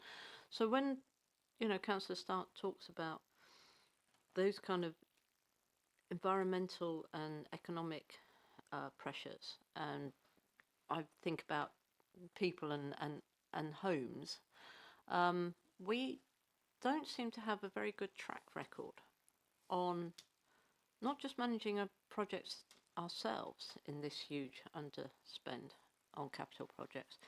We're not managing or putting enough resources, it seems, into those grant-led opportunities. So I know it's been very difficult with the previous government to actually get clarification sometimes on money that comes down to local authorities and when and how we can spend them. And sometimes programs start quite late. But in going forward, you know, does this administration think that you're actually putting enough effort into, having got these grant money when money is so difficult to come by, effort into actually getting these pots of money spent? Thank you. Obviously, I can't address the individual specifics of each capital line. You would need the SRO, the senior responsible officer, for that. But what I can say is that, like yourself, Councillor Bartlett, we very much want to see these money being spent, because it's so hard to get a hold of that. Once we've got it, we want to ensure that it is spent. And officers advise very clearly that there's a timeline that has to be spent. For example, I'm just trying to think what's the flood relief work down in Merton Meadow. That money runs out next year, so it's got to be spent. So therefore, we're very much putting in place that sort of thing. We also have within the financial team, there are people constantly looking to find out where grants are available, what grants are coming out. I was quite surprised, picking up on the Chair's point, going back to May last year, that there's no single way that central government delivers news of grants. You've basically got to go out and check everywhere and every type of thing. And again, there's a whole office that look to do that. So it's that in itself was more challenging than I expected to be. I have to say, I naively thought there would be, central government would just put out on a monthly or a weekly basis, these grants are available, but you aren't. You've got, we, Herefordshire Council, and the other councils around the country, have to check constantly to find out what grants are available. Thank you for embellishing what I said about it being very difficult. I'm not asking about what are you doing to find more money. I'm asking about how the money that has sat here for a year doesn't seem to have been spent. Why is that, and what are you doing about it? Because I noticed from the next table down, an awful lot of it seems to be rolling over for another year. Costs are going to be higher, we're going to get less for our money. What are you doing at the moment to spend the grant money that we've already got? Doing everything in our power to do exactly that. But I would, in our defence, refer back to that your administration also had a lot of lines in capital that we'd picked up that had not been spent and that were rolled forward. So, as I say, we are very keen to look at each of these lines and ensure the resources are there. If they aren't there to do that work, then we come completely transparent and say that we've rolled it for another year or whatever because we haven't got the resources to be able to do it. And in Appendix B, it does actually give the reasons for the variance to the current capital budget on the extreme right of the table. Councillor Fagan and then Councillor Stark. I'm just thinking, looking at what's happened with Section 106 as an example, where the sort of project managers have actually been funded by the interest that's accumulated, and whether sort of that example to help deliver the S106 projects much faster, and whether that's an example that we could actually use within the capital projects to actually help get the delivery of these projects expedited. Otherwise, also, there is the risk of the funds having to be returned. So to go to Councillor Fagan's point about 106, very appropriate. So what we've done there is it was referred to within council officers as the bubble, the amount of money that sits within the 106 projects. So using the PMO resources and if need be bringing in additional PMs, we have started to address that. For example, I know that in Bromwood itself, I picked up with Yvonne Coleman about the funding for a footpath that goes from the what do you call it? It's on the Tenbury Road, a new estate there into Bromley Town. There's a footpath and assigned 180k to do it. So speaking with Greg Speller, who is an immensely practical and pragmatic individual, he has come up with a plan rather than the original plan, which would go across 3 bits of land. What he has done is he's come up with a different plan, which actually extends out onto the main Tenbury Road and extends and widens the footpath, not to 1.5 metres, but to about 1.2 metres. Sorry, not to 2 metres, but about 1.5 metres. So that someone in a disability scooter can get down there. We've got all the drop curbs going in. That's gone through REBA Stage 4, so it's gone to detailed planning. It's within the budget we have, and the work on that will be starting in the very near future. So that's one example, and there's a number of these things all around. So what we are doing is we're addressing the so-called bubble of money that's there from 106 projects to address them. And quite regularly at Cabinet, quite a few of my colleagues have said, using Greg by name, why can't we get more people like that to address these projects and drive them forward? We always try to drive these things forward to ensure that we actually deliver for the people of Herefordshire. I mean, does that mean that you are considering sort of using that example to help deliver other capital projects? I mean, it seems that again, it's a human resources issue. If we didn't have Greg there, as an example, we wouldn't be able to drive those 106 projects forward. And here we're sitting with other capital projects funding that's being moved from year to year. So surely, we could do a similar sort of thing within the capital projects.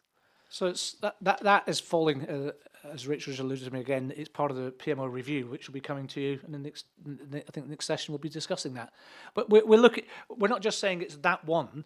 We're using the 106 as, I believe, good example of what we can do, and trying to see other smaller projects to try and deliver that way. Obviously, major projects such as the Shah Hall, the museum, etc. That's a dedicated team that are running with that one. Councillor Stark is going to come in. I just want to, I think what I'm hearing from you is that you, as an administration, would like to improve the delivery of capital projects. Is that That seems to be what you're saying. Is that what you're saying? Yes, of course, it's good if we want to deliver things efficiently and timely for the good and the benefit of the people of Herefordshire. And so, in your role, what is your expectation? So you talked about with the revenue budget, you talked about you expect cabinet members to sit down with the relevant directors every month and review spend. Are you expecting them to do the same with capital? Is it, So capital is slightly different. So what we'll do with each cabinet member is given has a portfolio of projects that they're running, and what we therefore look to them do with them is they don't sit with the corporate director. What they'll do is they'll sit with the SRO of that project and get updates on it. And we actually regularly get delivery updates from both officers and cabinet portfolio members. And you will see in the Q1 report that I will deliver for the performance outcome at the end of the month. You will see again in that we've looked at how that report comes, that we want to add value and transparency. So we're now adding more, not just on the council, on the council plan, but also on some of the wider projects that we're delivering across the council. So we can put better news out there. Councillor Stark. Thank you, Chair. Can I refer you, Councillor Stoddart, to table 4 of the report that went to Cabinet, and the reprofiling, which took us from the top line of 147 million meant to be spent in 23-24 down to 60 odd million, of which about 65% was reprofiled. And so we're actually moving the capital budget that was approved by previous councils into future years, at the same time that we've got mayors coming into action. And I don't want to talk specifically about mayors. It just seems to me there's a huge risk here as we go through the instability of the churn in staffing in this council against a reprofile of that nature. I mean, are you not concerned, Councillor Stoddart, that we may end up, because we haven't got the skill set that we need and expertise we need, of having to, if not give up these capital projects going forward, reprofiling them again in such a way that less is being delivered in one year than that is actually being reprofiled. Now, I'm not focusing on you as an administration per se. This has been a problem in the past as well, I accept that. But there are changes going on now in the council, which makes me think there's a risk to the delivery of this capital programme. So what I would draw your attention to is Appendix C and the back of the right-hand side column, which gives you the reasons as to why things have been delayed or whatever. All I can say is that we are very much focused, alluded to under the revenue, that we as an administration wish to deliver growth, and as part of that will be, and also not only growth, grow the economy, grow jobs, make people's lives better. So as part of that, we need to deliver the projects, and rest assured that we regularly around the table, my colleagues are saying we need to deliver these faster and better. So we are looking at every way that we can in order to get better and deliver the projects. Just before I come to Councillor O'Driscoll, I was pausing to let you consult. Just before I come to Councillor O'Driscoll, I just want to widen this point and understand how you see the relationship between the capital and the revenue budget. So potentially you could invest money in capital projects which would reduce revenue costs down the line, but also in some of the things we're talking about here, the ability to deliver some of that capital might be affected by having this. So how does the administration think about the relationship between revenue and capital in that way? And are we spending enough on capital to deliver the sorts of transformations that we might need, we might want, and might benefit people? So, Chair, there's a couple of questions, and I'll refer to the first one. So it's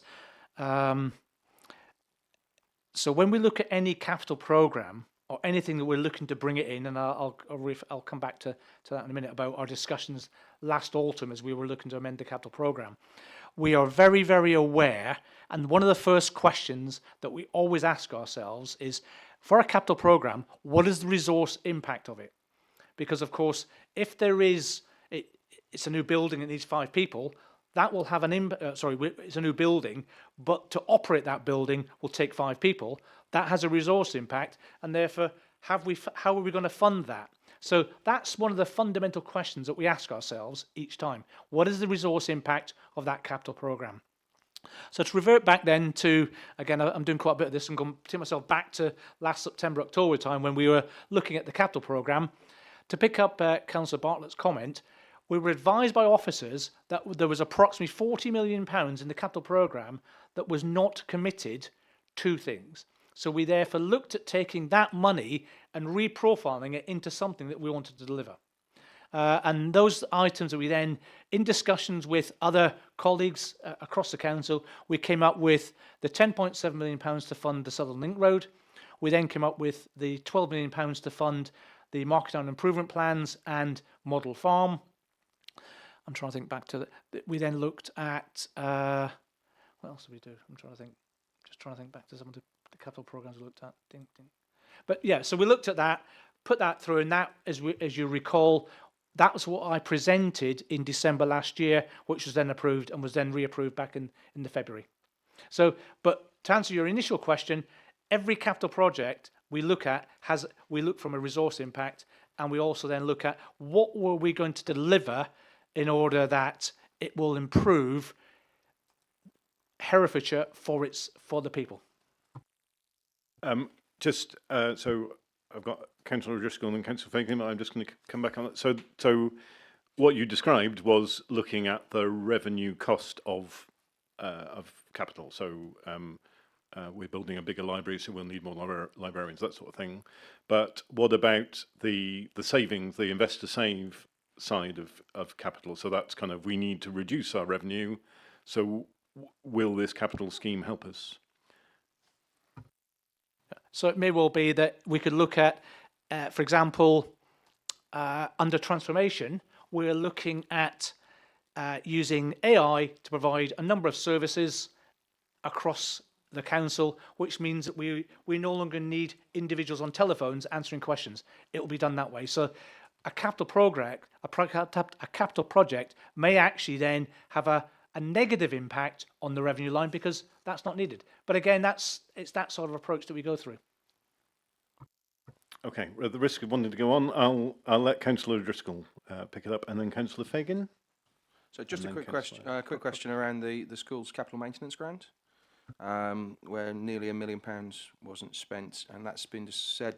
I mean, firstly, it was reduced from 5.5 million to just under 3 million by the look of it. There was slippage was due to the Easter holidays, according to this. Do we know if that money would have been spent in its entirety, or what portion of that is an underspend? I'm sorry, I don't know the specifics of that one. I would have to go back to the SRO for the individual detail, and I'll come back to you with a written response. Thank you. Councillor Fagan. At the last Children's Scrutiny meeting, the director spoke about child-friendly Herefordshire, and I asked her what that would look like, and she said, well, that's really up to you as elected members, and you know what you're going to do about it. And it certainly is one of the priorities of the second phase of the improvement plan. So I'm just wondering, you know, looking at the capital projects, whether we can keep child-friendly Herefordshire, which will become more prominent as we sort of move forward the year, if we can keep that as a priority when we look at capital projects, and bear that in mind that we will be developing that theme going forward, and that certainly issues that have arisen in discussions through the scrutiny is the sort of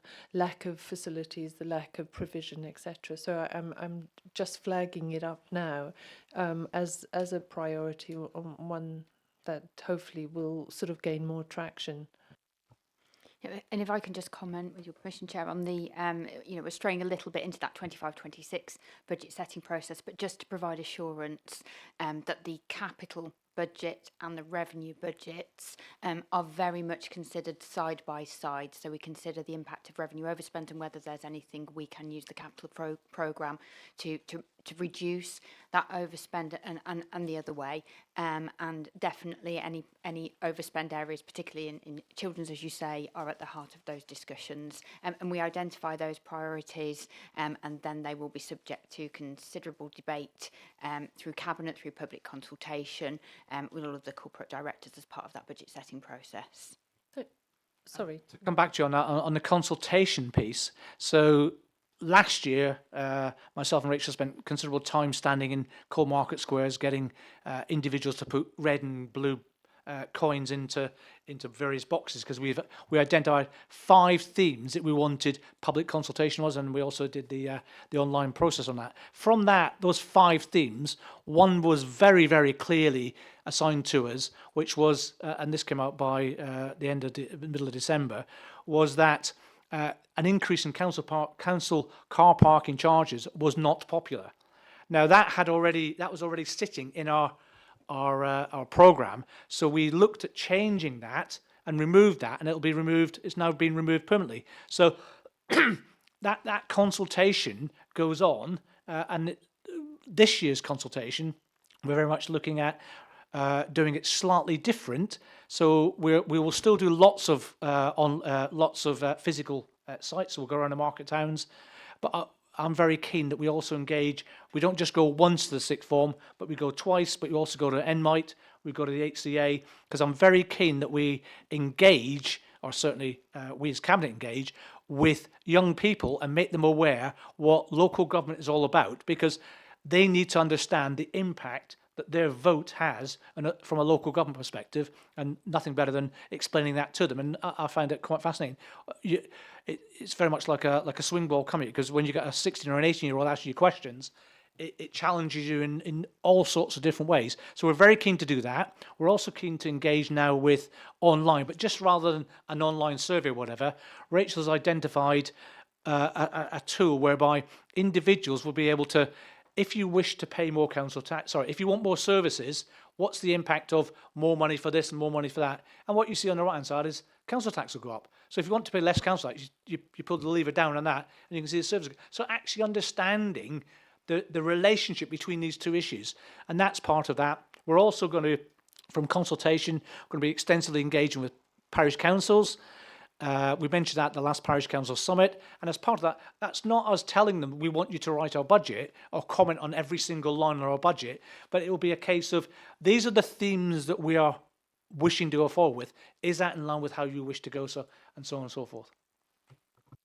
Yeah, if I can just conclude, and thank you, but I think it's very important also that the administration particularly put young people's needs and sort of right as one of the priorities. I mean, it is within the county council plan and what have you, but just that we need to sort of keep the pressure on to elevate that. So, for example, when there's 40 million pounds of unallocated capital funding, perhaps that young people, the needs of that generation are actually made a priority before roads, for example.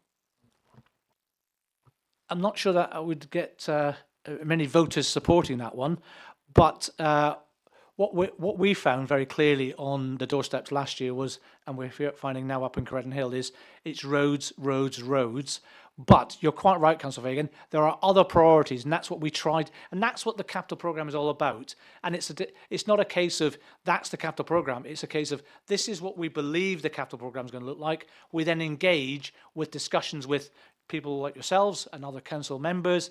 This is what we're thinking, of doing, so that before we actually get to Cabinet and then hence to full council, we have a capital budget that actually will get success, will be successful. If I may just come back, I do understand what you're saying, but I think that for me that sort of roads lies at the heart of the problem, when actually we've got a crisis with our young people in Herefordshire, and perhaps we need to sort of, as a county, change our priorities so that we're focusing on children, and all children, not just children in care, and perhaps then we could allocate them bus places. They could all get buses and they wouldn't need as many roads. But point taken.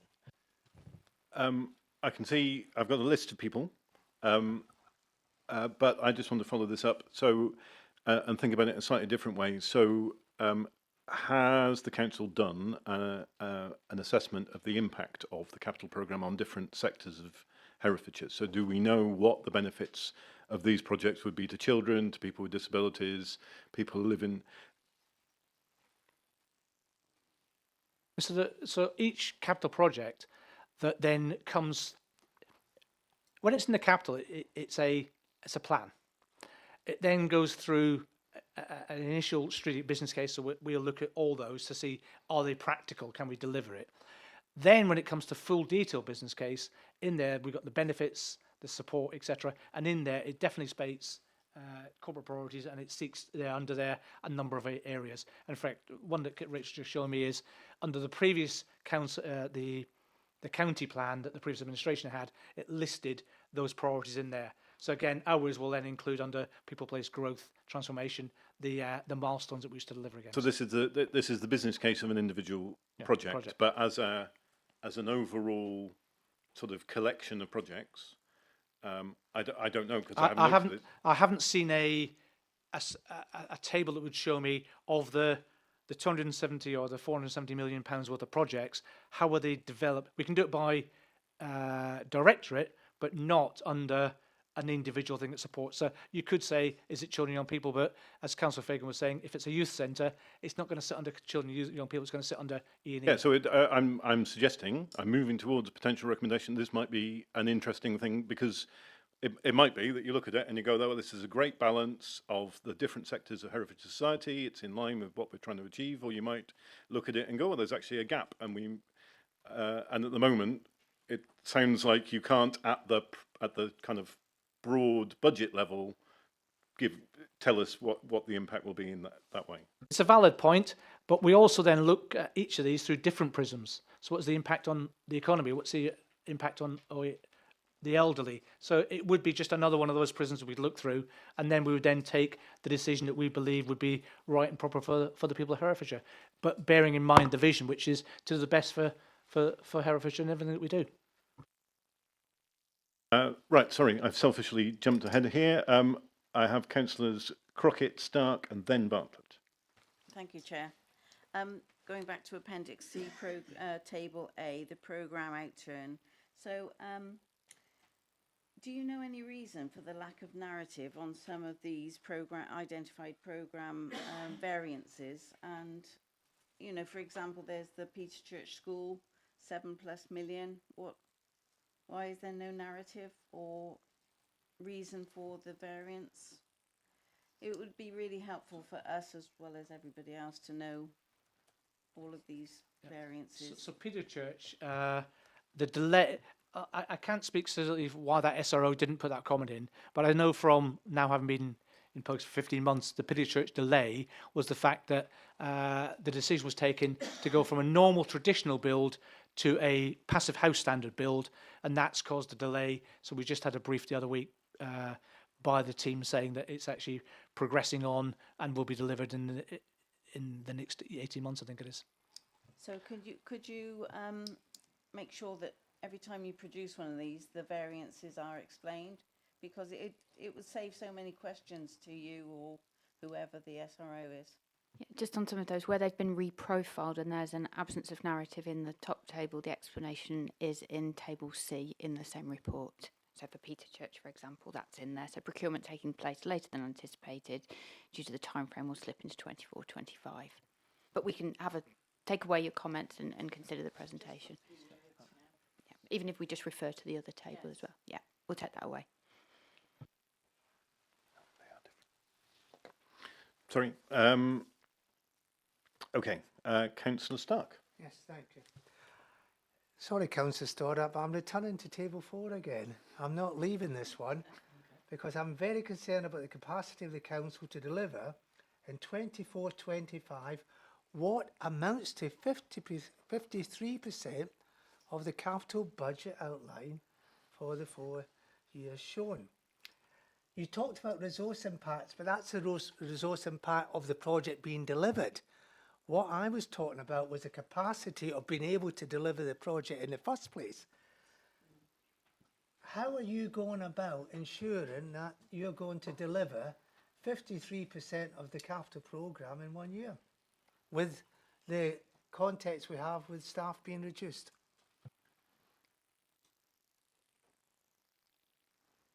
I can read out the figure, Councillor Stoddart. It's 153,090 out of 291,338. This is in Appendix A, Section 9. It's actually Table in the budget report that went to Cabinet, Table 4. Obviously, you're not aware of it. You wouldn't be having to look it up. That's in this. Yeah, is that? Yeah. If I can just add that the reprofiling, obviously the reasons for that are explained in the subsequent appendices, and that reprofiling is typical of what has been reprofiled in previous years as well. But are you confident that we have the capacity to deliver it? I think that's a question to be directed at the senior responsible officers and cabinet members in charge of these specific programmes. Again, it comes back to a line my predecessor would have used at this point. Finance can tell you the match score, but we're not responsible for putting the players on the pitch. So I think in terms of that detailed programme delivery and confidence about delivery of the capital programme in 24-25, we've got the Q1 report, which is a line that we are using repeatedly in this meeting, but delivery of the capital programme will be reported as part of the Q1 budget report, and the performance report that comes to the same meeting, as Councillor Stoddart has referred to, will outline delivery against the KPIs and those strategic projects. If we can also come back and, without straying into the 25-26 budget proposals that we're starting to work on at the minute, we are saying that they have to be deliverable. So my cabinet colleagues are saying they all have to be. There's no point in allocating the money and it sits there, and 4 years' time we haven't delivered it. We have, yeah. So we're now, as we're now gripping with this, we're now looking to make sure it is deliverable within the time. If it isn't, then we're not looking to put it in the programme. Okay, great. I'll remind everybody that we are going to be looking at the delivery of capital programmes in our next meeting. So this is a good warm-up for the sorts of questions we might want to ask there. Councillor Bartlett has been waiting patiently for ages. Thank you, Chair. Yeah, so just a couple of observations. In totally support what Councillor Fagan said about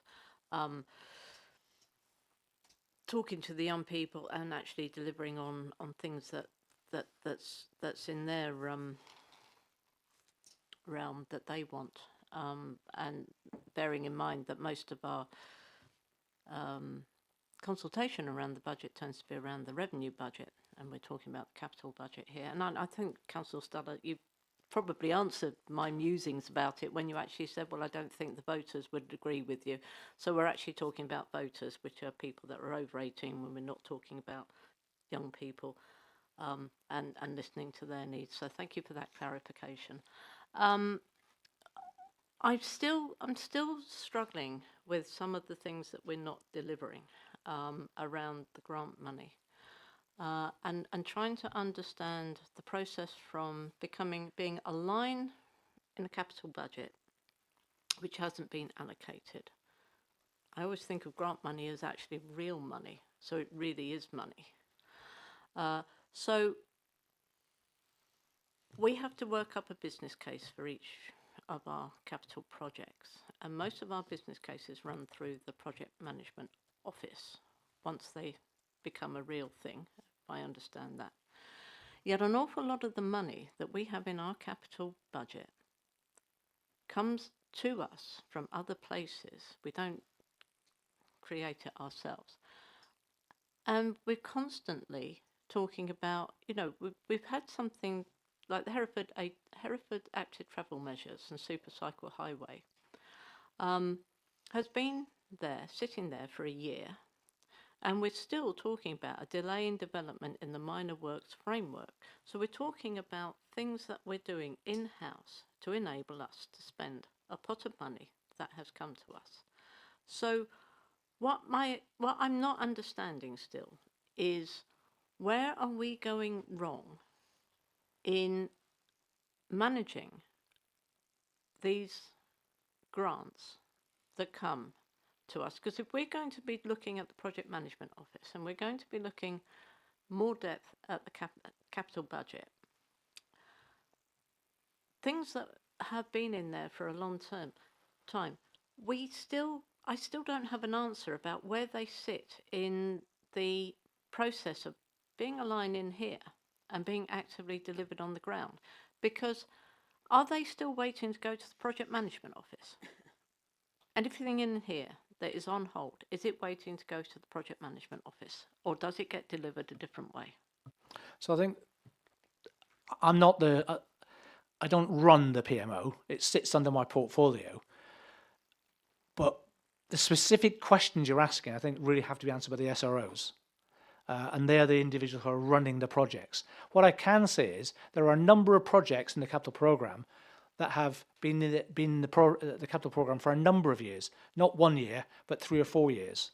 So they are running there at that length of time. What we are doing is we are looking at each one of them to ensure that they are there. And what we've got with the good offices from Rachel's team, who are very professional in everything that they do, we are looking at these, and actually we are being as transparent and as open as we can do. And that's what, as Councillor Stark was alluding to, that's why we're rolling this thing forward, because we know we can't deliver it this year. So we're being completely open and transparent, not just ignoring it. It's not going to sit as a line. We're actually rolling it forward to make it aware what we can deliver.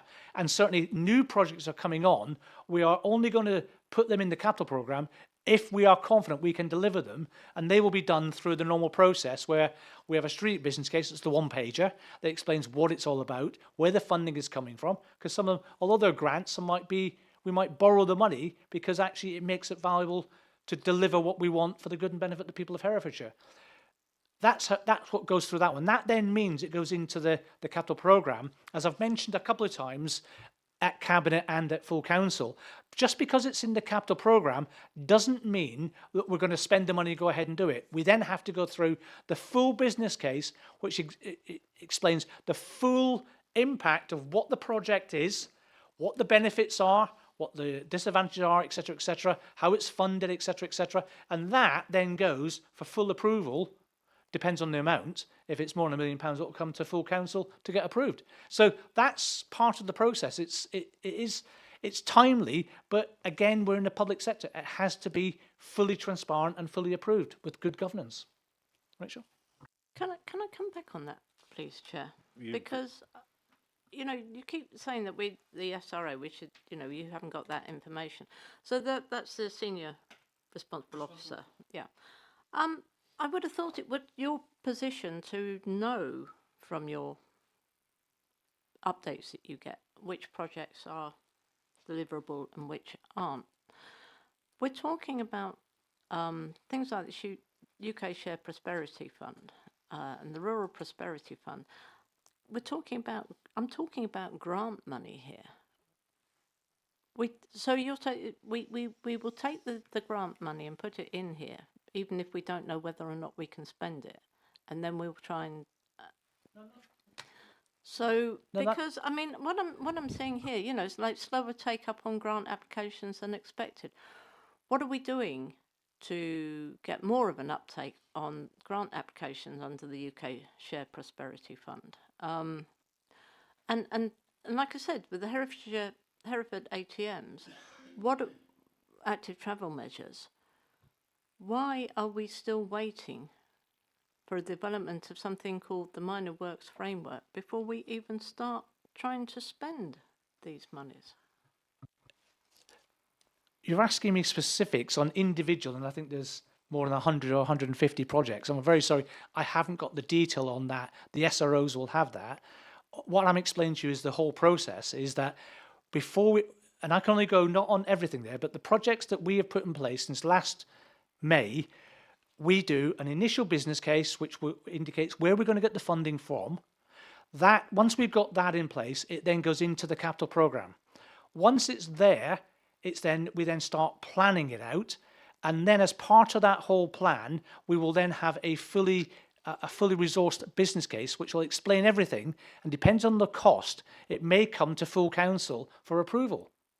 So that's the whole process, and unfortunately, there is a time delay on that, and of course we've got to ensure that to procure some of the work, as you say, the active travel measures, we need to ensure that the frameworks are in place to enable us to then get the contractors that we need there, and so on and so forth.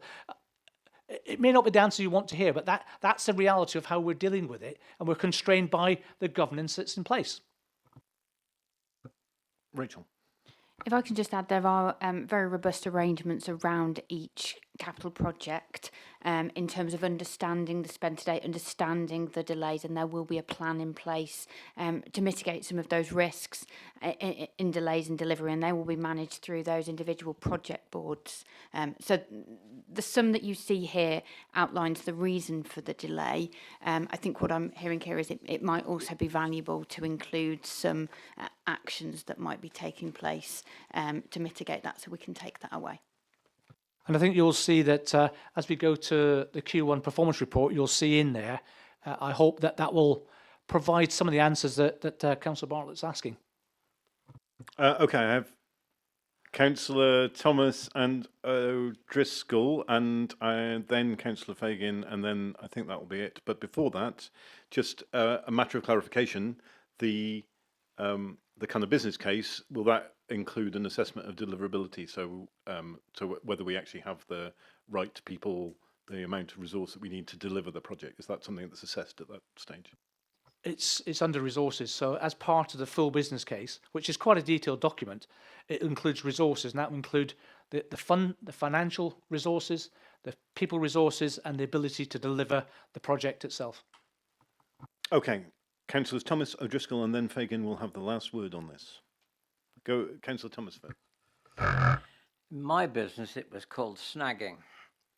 What the council don't seem to have, and this became very evident to me over a year ago on the Health and Wellbeing Committee, actually, there's nobody seems to be responsible for delivering these projects. There's nobody on cabinet. In the cabinet, you could easily have a cabinet member without portfolio whose job purely is to check up on these things.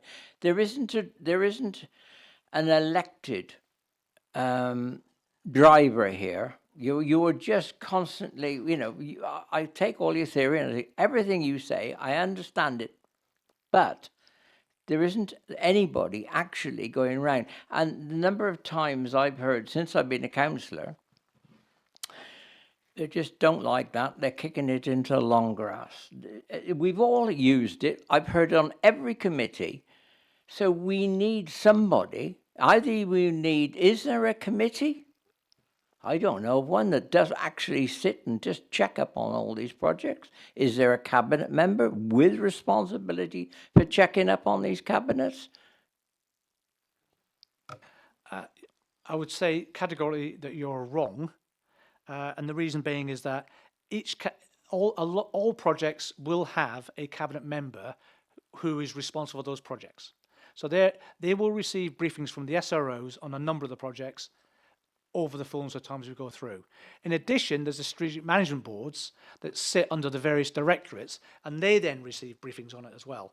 So there is oversight at all times on the delivery of these, and rest assured that when things are delayed, the frustration around the cabinet table is no more or less than what you all perceive as well. We want to deliver these projects because they're funded, and we want to put them on the streets and get them done. Councillor, do you want to follow up on that specifically? I just add, very quickly.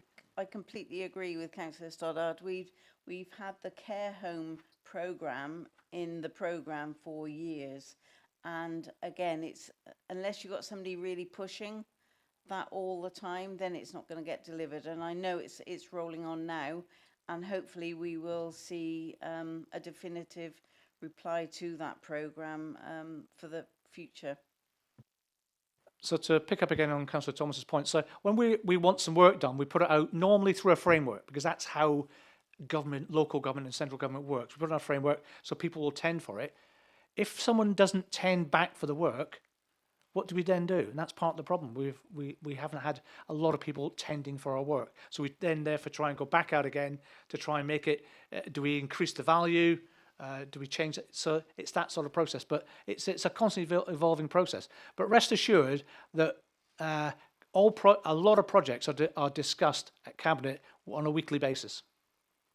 I think on the last thing, you change your suppliers. I certainly know that in my time in building business, that a lot of very useful contractors were always excluded from council contracts. Okay, we for may be no getting apparent reason. We may be getting even more into the detail than we want at this stage. But just to remind everybody, we will be talking about the delivery of capital projects. And next meeting, I have Councillor O'Driscoll, then Councillor. Thank you. A quick question around reprofiling. How is the decision made around reprofiling? Is there a process? So how, making a decision about which budgets will be reprofiled into future financial years? I'm not being specific, but I want to know if there's a process for doing it. If I was going to draw on one as an example, for instance, the school's capital maintenance grant, which went from 5.5 million to just under 3 million, how are those decisions made? So they'll be done on a case-by-case basis to understand the specifics within each capital project line, to understand the delivery. Who are the people that make that decision? How does that happen? So that will be via the project boards, that will be signed off at delivery boards, that will be proposed by the project manager. There will be a governance process in place to ensure that there is a justification for that reprofiling, and that's signed off ultimately at that project board by a collection of people who are responsible for that capital scheme, including probably the lead member from And Cabinet. is it the same for every project? It should be, yes, absolutely. Should, One thing okay. I would say is that it may not be the correct individual, because obviously it may be in a different portfolio, but you would still expect a cabinet member to say yes. Okay, so there's a written process for how that happens, is there? Fantastic. Okay. Could you share that? Yeah, thank you. Councillor Fagan, Thank you. last word. Okay, my quick question is just about the UK Shared Prosperity Fund. Is there still funding unspent in that pot? I realise that strays into the sort of the current financial year, but I'm curious about it, because in this report it was saying that it was slow to be uptaken. Sorry, my language. But I know the reason I'm asking about it is because I do know of community projects, I know of tourism projects that said, I didn't know this fund was available, and now it's closed. They're all closed, on the website, they're all closed. So I'm just curious to know whether there is still unallocated funding in that. We'll come back to you on that one, but what I can say is that Top Community, I think, do a fantastic job in ensuring, and I'm not sure if you read the Top Community newsletter comes out, in there, they're putting any grants or anything that's available, they're putting it there. The comms team are putting X posts out regularly on new things that are there, trying to make everyone aware of these grants. But as you say, I still meet with residents in Bromwood who say, I'm not aware of that, but actually we're trying to put it out there, but we can't spoon feed it to every single person. If I can just say on the UK SPF, the number of applications have been much higher this year, and obviously when you see the Q1 report, that will we'll be able to show that capital position in there. And if I could just, a bit of information, we've started advertising this week for a funding officer who will be working with community groups around the county. So hopefully when that job is taken, they'll be able to signpost people to things like this. If I can say, that was part of one of the initiatives that our Liberal Democrat colleagues asked for in last year's capital programme. Okay, that's quite enough of that.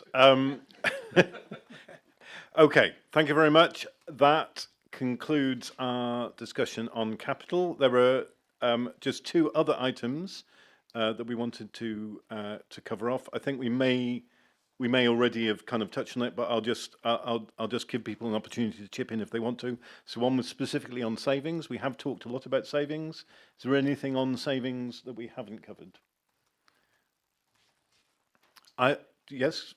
Can I ask a quick question about savings? What distinguishes savings from cuts?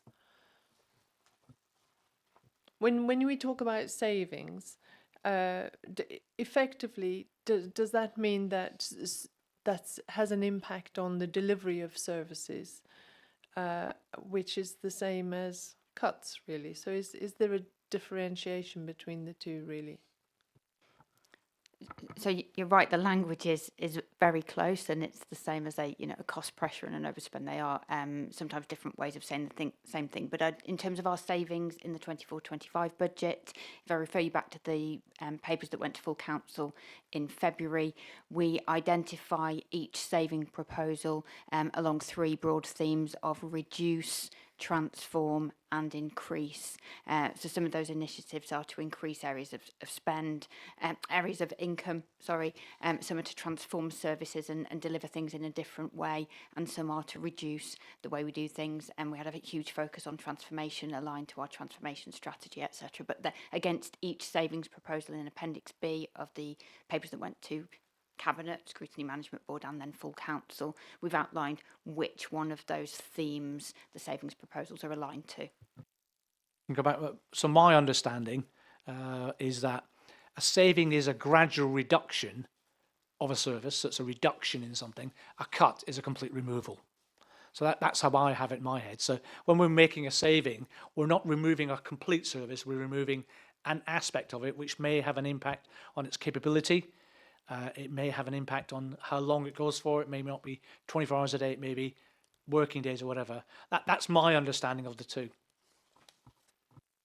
I have just one kind of specific question here. So this is on Appendix A, Table 3, the delivery of savings.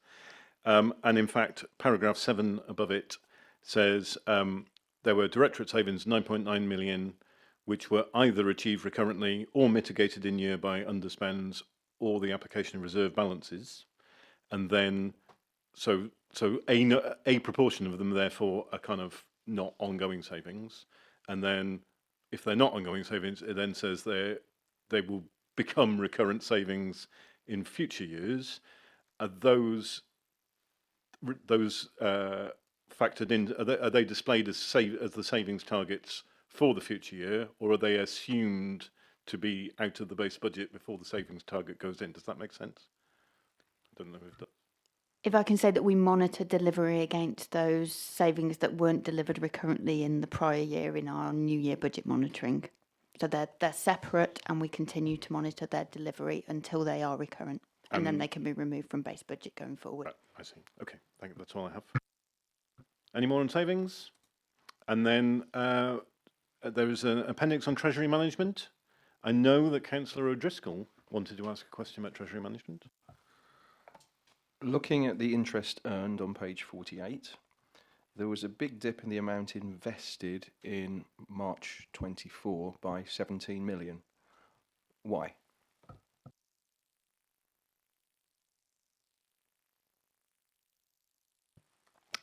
Off the top of my head, I do not have that information, but I can bring that back to you. It could be timing. It could be that we had a requirement on our cash flow at that time. It might be to do with the fact that we had additional funding in a bulk in earlier months. But we will have that detail, and I can bring that back to you. If you could, yeah. I was curious looking at it all. Is there a period over the course of the year where we are more cash rich, if you like, as a council, for any reason? If maybe it's to do with business rates or whatever. And if there is, why isn't that evident in the amount we're putting into investments? I mean, our treasury management is a daily activity. We consider the cash balances available at the end of each day. We do have lower council tax receipts in February and March, obviously aligned to the typical 10 monthly payments that traditionally residents take advantage of. But yet there are ebbs and flows. We monitor it on a daily basis, and we make the best return that we can with the available funds, recognising that we need to keep sight of our own cash flow requirements over the next 30, 60 days to make sure that we've got sufficient funds. But I will provide an explanation for that movement between If you December could, that and 17 January. million was just seemed like an anomaly to me. Did Councillor Stark also want to have? It's just a quick question, Rachel. Do you think we're under borrowed in this authority compared to your experience? Do I think we're under borrowed compared with other authorities? The spin on that is that we have low levels of borrowing, and that enhances our financial sustainability and reduces our risk. That borrowing needs to be considered in context of the capital programme and the appetite and capital priorities, I think. So I haven't really answered your question, but each council will have a different focus on their appetite for borrowing, risk, etc. And that's got to be considered very much in terms of that whole balance sheet position, and what that means in terms of future financial resilience and sustainability. And we're in a very low risk position. And I don't really want to ask you to borrow more, given the capacity of trying to deliver 53% of the capital programme this year. Thank you. And the impact on the revenue budget from those financing costs. Of course, the more you borrow, as I say, any capital project that is funded by borrowing, we then, considering the revenue impact, is that will cost us more just to pay the debt, never mind to run it. So that's one of the aspects that we look at. But yet, from my perception, I think we have very low levels of debt, which, as Rachel says, from a governance perspective is good because it provides that strength that we have. We could borrow more, but again, we're trying to do everything in a prudent, balanced way. Councillor Bartlett has the final word and is going to be very concise, I believe. It is. Yes, and for me, it is very much around that balance between the borrowing and the capital budget. And as Councillor Stark said, we're struggling to deliver the capital budget, yet we are telling ourselves we're very prudential about how much we borrow. But in what we are actually delivering for our residents, have we got that balance right between the borrowing to enable us to deliver those capital budgets? I personally would suggest there is some leeway there for us to relook at that ratio, at that balance. Are you seem like you're moving towards a recommendation? Yes. What is that recommendation? That we actually relook at our low borrowing strategy in light of the fact that we are struggling sometimes to deliver our capital programme, to make sure that we feel that we've got that balance right so that we can actually deliver for our residents. Okay, I'm sure Daniel is attempting to type that now. That I think will bring this item together. Apart from, we will need to spend a few minutes looking at some recommendations. There's no need for people to sit on the live stream watching us do that. So could you pause the live stream while we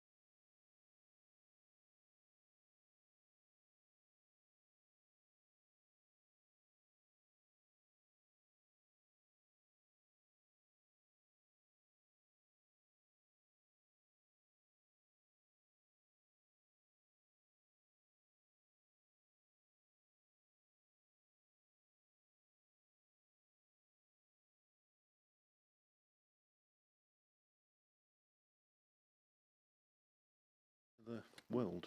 Thank you. So I'm going to ask the scrutiny officer to read the recommendations into the record, and then we will take a vote.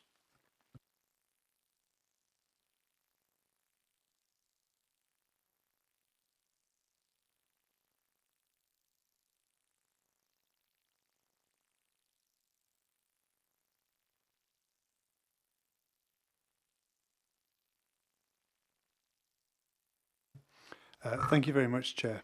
The draft recommendations proposed by the Scrutiny Management Board on the 10th September 2024 are as follows. 1. The Executive should look at the policy, structure and use of reserves and satisfy themselves that the best value for money outcomes are being achieved for our residents from utilising the reserves. 2.